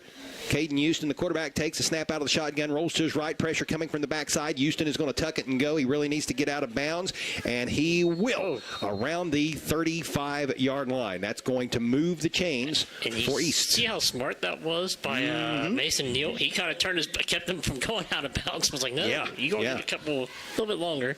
He was trying to keep him in bounds, was Mason Neal, but Caden Houston knew he had to get to the sideline and did. He also picks up about 12 on that play. Fresh set of 4 for the Tartans. 1:27 left in the game. That play took 10 seconds off the clock. Two receivers to the left. Houston. Pressure coming from the backside again. Throws left, looking for Barker. Intercepted, and that should do it. The pass is picked off by Landon Kimbler. And the Green Bobcats have the football back, leading 21-12 with 1:21 remaining. And boy, look at how fired up Landon Kimbler is. The 5'8", 135-pound senior on senior night. Boy, it's been a special evening for all of these Green Bobcat seniors. Riley Cunningham, Landon Kimbler, Blake Smith, Brody Stapleton, all seniors. The fight song is fired up, and it looks like Green is going to pull this one off. The Bobcats break the huddle and come to the line. They're even going to take a knee out of the shotgun, it looks like. They don't want any other option. They're going to run it up the middle to Blake Smith. Two hands on the football. Just don't turn it over. I'm sure that is the word coming from the Bobcat sideline. Smith goes straight ahead. He motors his way inside of the 45-yard line to the 44. And East might be willing to concede here. Or did they call a timeout? It looks like they did take their final timeout. We'll take a timeout as well. This is high school football on the Breeze. Hi, I'm Nancy Hawk, the owner of Real Estate Gallery. All right. Let's just keep this at 61.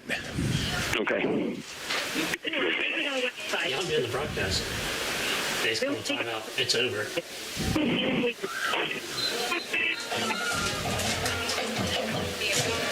On standby. Okay, by the way, Green's Incorporated, Portsmouth and Wheelersburg.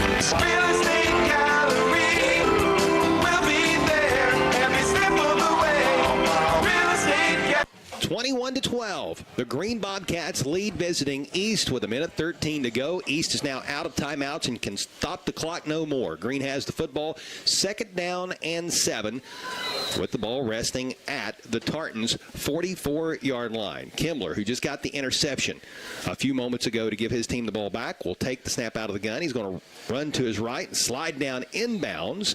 Clock will continue to run, and Green should only have to snap the football one more time before this one becomes official. What a night for the Green Bobcats. They're going to pick up their 2nd win of the season on senior night. First win since the opening weekend of this 2024 campaign. And I don't know how many people saw this one coming. I mean, I haven't seen East yet this year. I do know there's some injuries for East. And like I said, it's just been a wild year for both these ball clubs, and credit both of them sticking with it and, showing up to play. And that's what D7 football, a lot of it's about. But got to have heart for a team with 14 players right now. Actually, I see 15 dressed. There was another one out there that I missed earlier, so 15 players in uniform tonight for Green.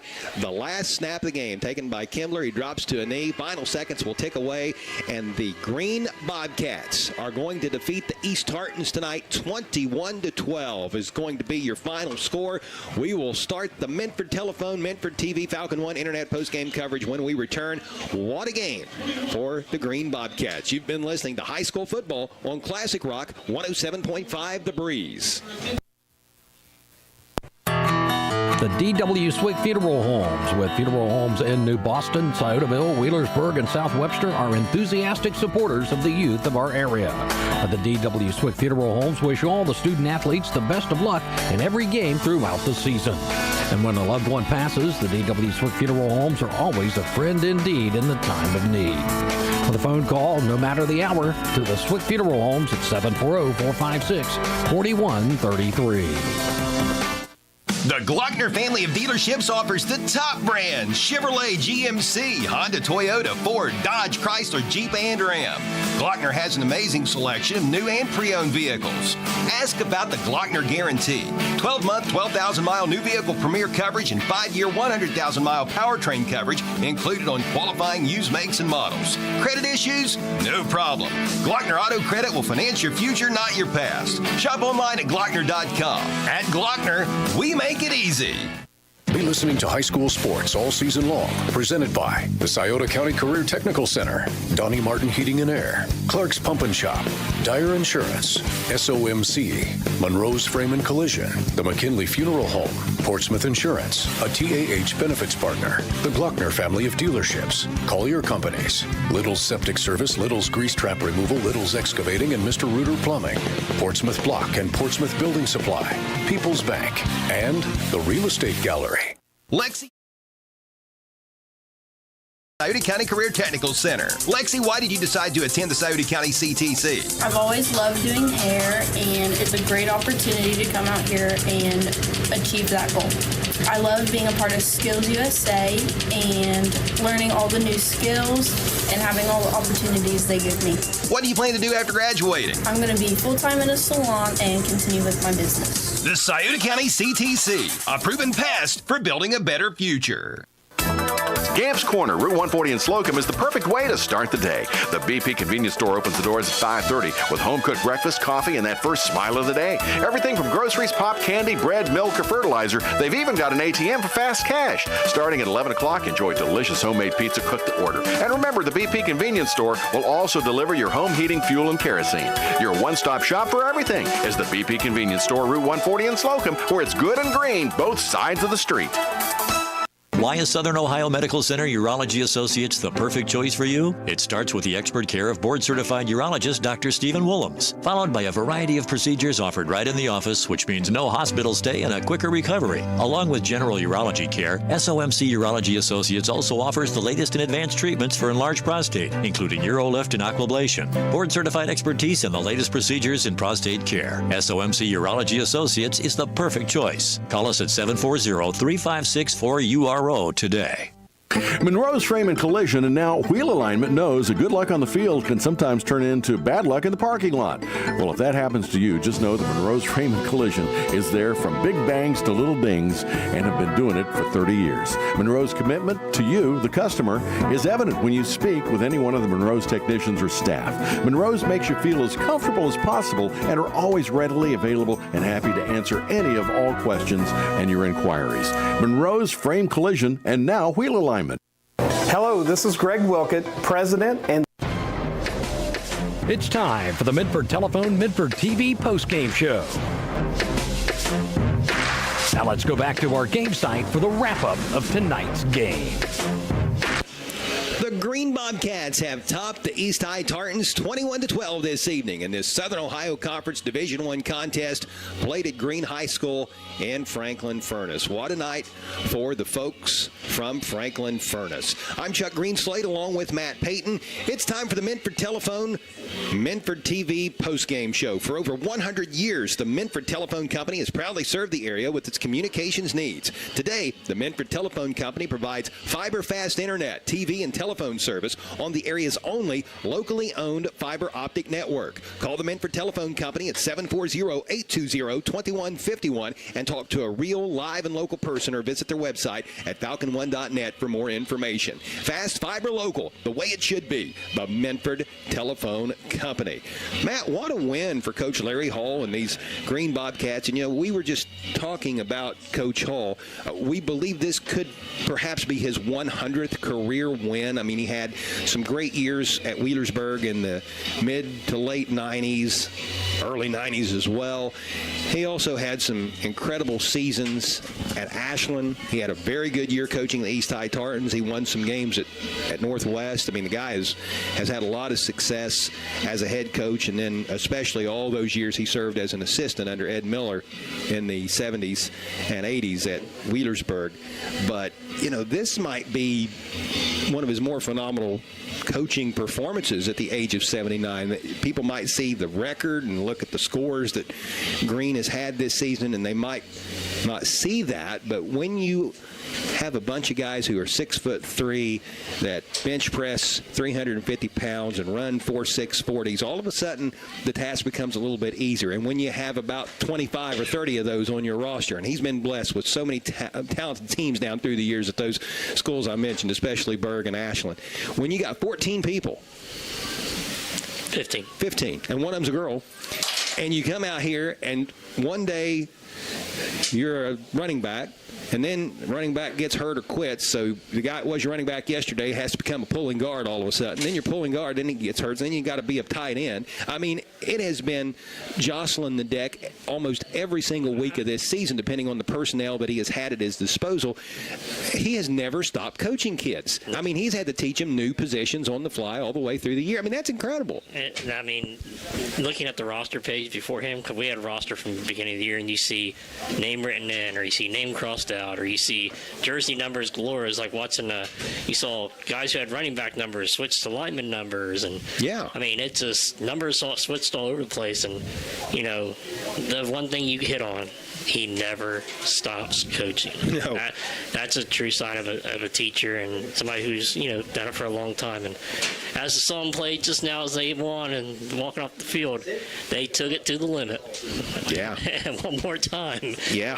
And, I'm sure this game plan that he had tonight is not the ideal situation that he would want to have. He would probably rather be at Ashland giving the ball to Arliss Beach up the middle or around the end, who went on to play at the University of Kentucky and for the Green Bay Packers. Or he would probably rather be back at Wheelersburg having Jonathan Eaton run around off the play action while Rex Piles was blocking for him. Both guys went on to play at Akron and were Zips. I mean, he'd rather be in those type of situations. But, I mean, to come out here and tell your quarterback, hey, we're going to go 4 and 5 wide. You're going to line up 8 yards behind the center, and this is what we got to do to even have a chance to survive. And to pull it off, man, that is just an incredible coaching job. So kudos to Larry Hall and his staff for staying after it and getting this 21-12 win tonight over the East High Tartans. Matt, let's go ahead and take a look at the final stats. All right, Chuck, let's look at the team and individual stats on the evening. Let's start with the visitors on the scoreboard, the East High Tartans. Tartans finished tonight with 20 first downs. They actually had 20. Green had 14. They're 5 of 11 on third down. Here's the big number, Chuck, and you said it earlier. 1 of 6 on fourth down for the East High Tartans. Tartans also had more yards than the Bobcats. They finished 347 yards of offense, 116 yards passing, and 231 yards on the ground. They had 4 penalties for 27 yards, and their time of possession was 27 minutes and 9 seconds. Their passing, Caden Houston was 8 of 16 passing with 116 yards. All those 8 receptions and 116 yards all went to Keegan Barker, who had a monster night. I mean, just a monster night for him. And then rushing for the Tartans, you had Caden Houston, 10 carries for 40 yards. Tyson Purnell, 7 for 30. Keegan Barker, 12 for 77. Lyndon Williams, 11 for 49. And Brighton Lennox, 9 for 35. Now let's take a look at the team and individual stats for the victorious Green Bobcats. Bobcats finished with 14 first downs in the evening. They had 6 passing, 7 rushing, and 1 by penalty. 4 of 12 on third downs and 2 of 4 on fourth downs. Bobcats threw up 300 yards of offense, Chuck, with 136 yards passing and 164 yards on the ground. They had 6 penalties for 80 yards, and their time of possession ended up being 20 minutes and 51 seconds. Now let's take a look at the individual stats for the Bobcats. Riley Cunningham was 0 for 1. Then Landon Kimbler was 17 of 29 passing for 136 yards and 2 touchdowns. Receiving for the Bobcats, you had Riley Cunningham, 3 catches for 37 yards. Brody Stapleton, 1 for 6. Mason Neal, 8 for 83 and a touchdown. And Blake Smith, 5 catches, 10 yards and a touchdown. Rushing the ball for the Bobcats for Riley Cunningham, 8 carries for 38 yards. Landon Kimbler, 8 carries for 26 yards. And Blake Smith, 11 carries, 100 yards and a rushing touchdown. I didn't get a chance to talk about the touchdowns for the East. Keegan Barker had a rushing touchdown, and Lyndon Williams had a rushing touchdown. Now, Chuck, let's talk about another important stat, the turnovers. The Turnover Report is a service of the Barrett Murphy Insurance Agency at 1031 Gallia Street in Portsmouth. Isn't it time you turned your insurance needs over to Barrett Murphy? Give Dan Castee a call at 740-353-3121. We only had 1 turnover at halftime. We finished with 6 total turnovers, 3 apiece for each team. Both teams threw 2 interceptions, and both teams had a fumble on the play, and it was kind of back and forth for a little bit with turnovers. But like I said, wild night here in the Furnace, and a very entertaining ball game. 21-12. Again, the final score. Green gets the win over East. The Tartans nabbed their 8th loss of the season, dropping to 1-8 with 1 game to go in the regular season. East will be on the road next week playing their rivals from Notre Dame. The Green Bobcats pick up their 2nd win of the 2024 campaign, and they will finish off their season at Eastern Pike next Friday. In Major League Baseball action tonight, the Cleveland Guardians knocked off the New York Yankees 7-5 in 10 innings to take game number 3 of the American League Championship Series. The Yankees still have a 2-1 series lead in the 4th inning of the NLCS right now. The Dodgers are up on the New York Mets 3-2. In college football, Marshall has a 25-17 lead over Georgia State in the 3rd quarter. In the NFL, the Broncos lead the Saints 13-3 right before halftime. And in the NHL, the Columbus Blue Jackets are up on the Sabres 6-3 in the 3rd period. Again, 21-12 is our final score. Green gets the win over East. We will take our final timeout and be back to tell you where we will be tomorrow, as well as name our award winners. This is the Minford Telephone Minford TV postgame show on Classic Rock 107.5 The Breeze. Hello, this is Greg Wilkett, President and CEO of Floor BWXT Portsmouth. We want to wish all the schools good luck on a safe and successful season.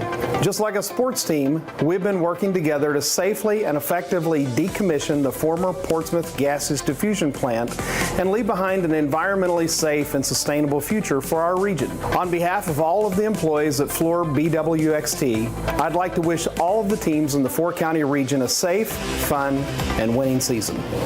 Don't spend thousands of dollars on marketing that doesn't work. Appalachian Marketing Media can grow your business with targeted marketing strategies, tactics, and resources that actually do work.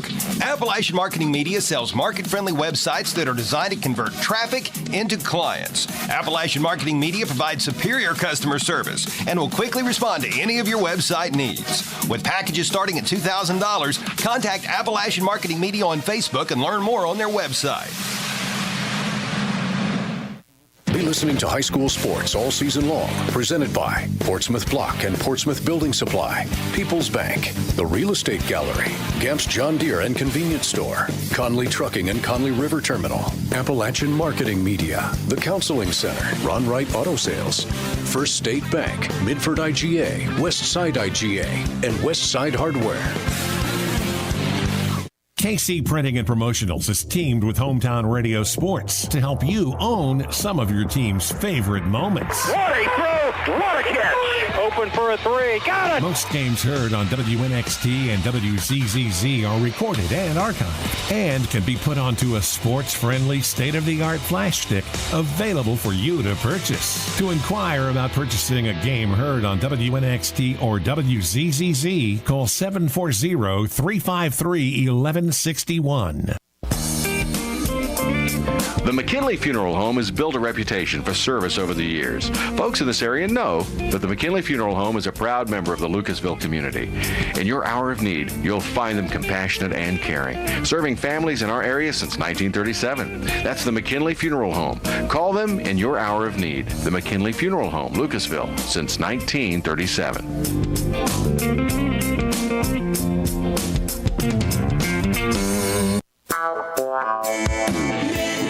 Telephone and TV, the local choice, the best choice.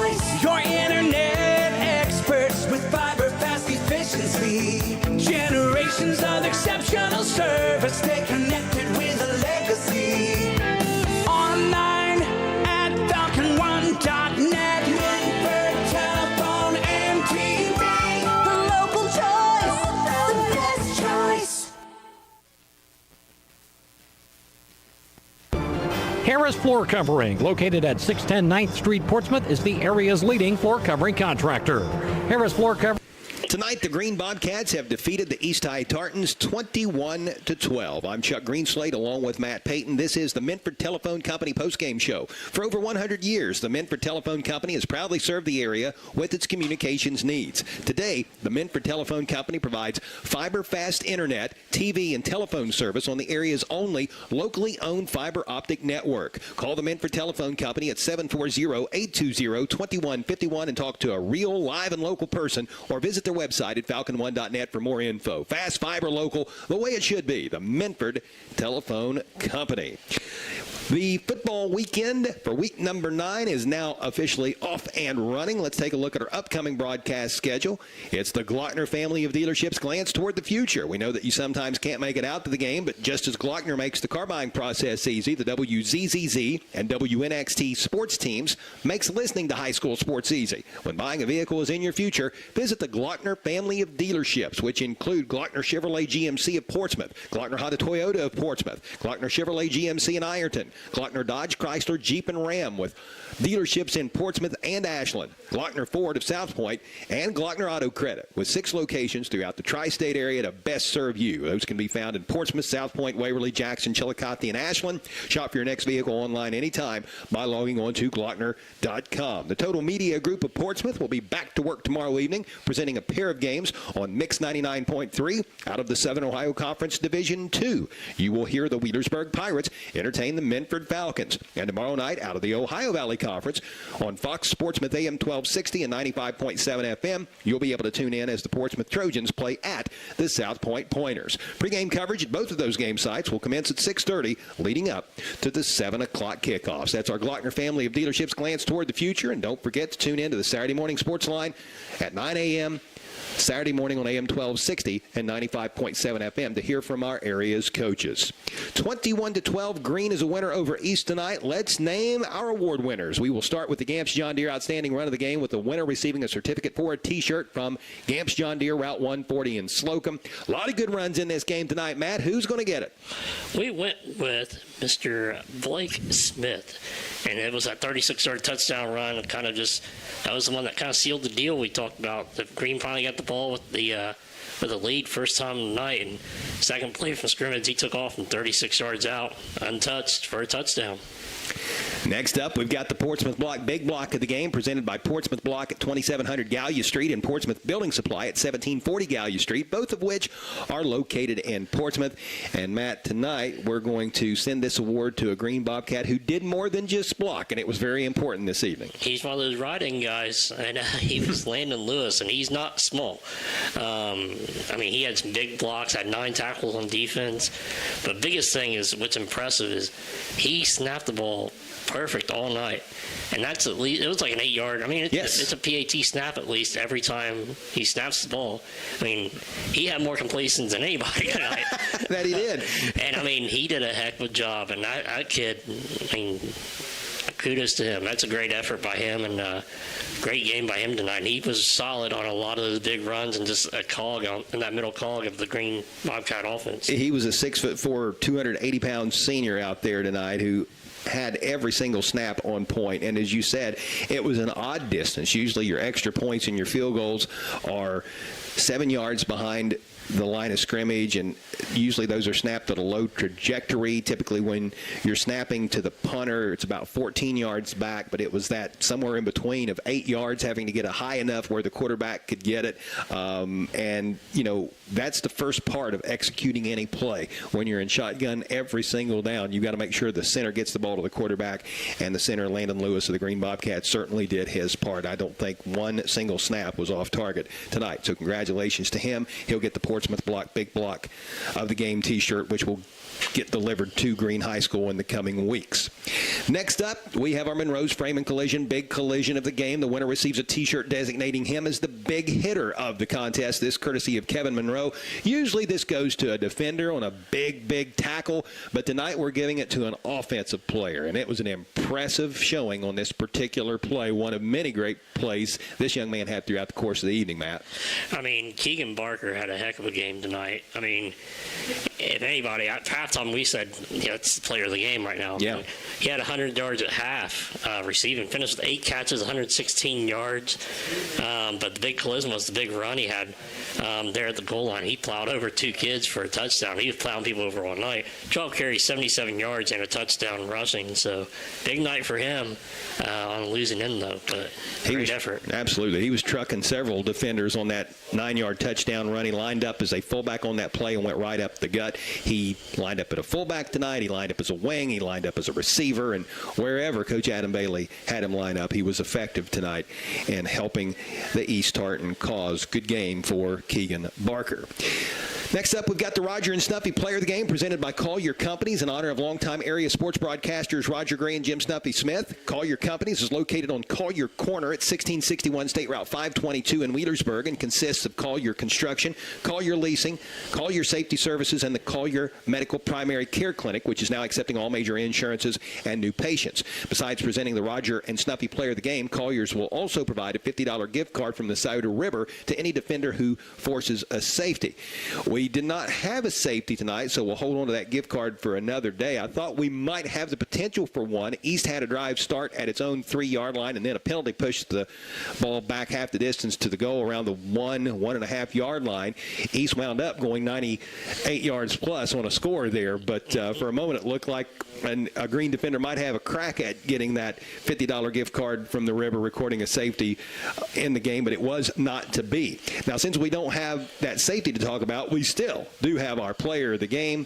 Tonight's Roger Gray and Jim Snuffy Smith player of the game is going to be Green quarterback Landon Kimbler. He got it done on both sides of the ball, and Matt, I know you'll provide his stats once again here in just a few moments, but I just love the fire and intensity that he brought to this one tonight. He reminded me of watching, I've seen some quarterbacks, like smaller quarterbacks the past few years that just, there's a kid that played for Ridgewood, not very big, yes. But man, he had fire, and that's what I saw tonight. And I mean, every play, he's just rolling out, great poise in the pocket, made some great throws, and I mean, he just never quit. And then on defense, great job just coming up and providing help on run support, and even got an interception at the end of the game. But I mean, that kid just, he looked like QB1, and I think that's kind of something that, they got a couple of really good skill guys, but man, he raised to the level tonight, especially on senior night. He just had a feeling the way he was playing, like, man, there's something special about him tonight, and I fully agree. He finished a heck of a night, 17 of 29 for 136 yards and 2 touchdowns, and he ran the ball for 8 carries for 26 yards, but he had great leadership, and that's huge. It was the intensity that he displayed in between the snaps is what really jumped out at me, and it was genuine. It wasn't something that was for show. He was fired up, almost Baker Mayfield-esque. Yeah. You could see that type of fire coming from him, and I think that his players, his teammates, really fed off of that. Yeah, I mean, it was like Baker Mayfield, Johnny Manziel, like just one of those guys just looked like he was having fun and enjoying the moment. And if you can get a kid who can find a moment like that, that's something special. And yeah. I think we got to see something special tonight with him. Congratulations again to Landon Kimbler, the Green quarterback. He's the Roger Gray and Jim Snuffy Smith player of the game. He will receive a T-shirt and a certificate courtesy of Collier Companies. We had so many honorable mention guys tonight. The list is just almost endless. Caden Houston of East, I thought, had a nice game. Tyson Purnell did some very good things. Lyndon Williams did some solid things for the Tartans. Brighton Lennox, the fullback, he played very well tonight. A lot of offensive linemen did a good job at times for East throughout the course of the evening. Mason Neal of Green, boy, he was big. Brody Stapleton, he made some nice plays. The list just goes on and on, but a really good effort tonight by both sides. It is the Green Bobcats getting the win, 21-12, your final score. Matt? This was a fun, intense game tonight, for sure. Fun game. It's our last one of the regular season, me and you together. But yeah, for us. But I get a feeling come postseason time, we might get reunited. Hey, You know how it is. we have fun regardless, and I love coming out and watching. I love watching good football, and I love watching when teams just compete and they have fun, and it's just that's what high school sports is all about. And I get to call a game with you, and I mean it's just great. I think you bring a lot of good energy to everything, and like I said, it's kind of unbiased. We do a pretty good job, in my opinion, for being unbiased, and we just love seeing kids succeed, and that's what I think it's all about. And I love having the streaming part for tonight. It was good. Like I said, I think Green got to showcase themselves tonight. I think they did a heck of a job doing that. And credit to the East kids. They played hard. Hard-fought game. It's been a hard season for them, but they put up a heck of a fight. And, still one more game to go. One more game to go. The Green Bobcats will wrap up at Eastern Pike next week. That's a Friday night game. The East High Tartans will wrap up their season next Friday at Notre Dame. Yeah, intensity, the key word tonight. Sometimes I get a little intense myself. Big thank you to Robert Rhodes, our studio engineer, and Mason.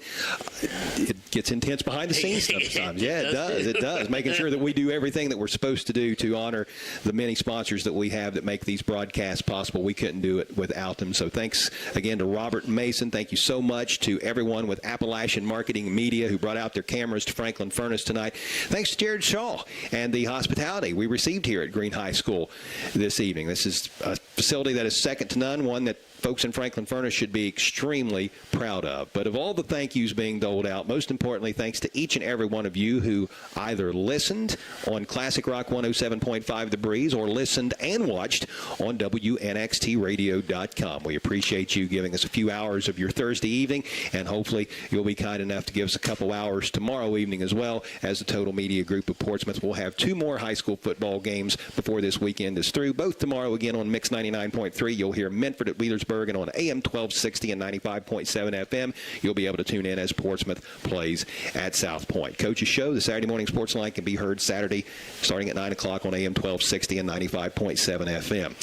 Let's get out of Alan Hoover's way and listen to some classic rock on 107.5 The Breeze and let our Appalachian Marketing Media video stream people go home. Exactly. Let's do it. Let's wrap it up. 21-12, final score. Green gets the win over East. For Matt Payton, I'm Chuck Greenslade.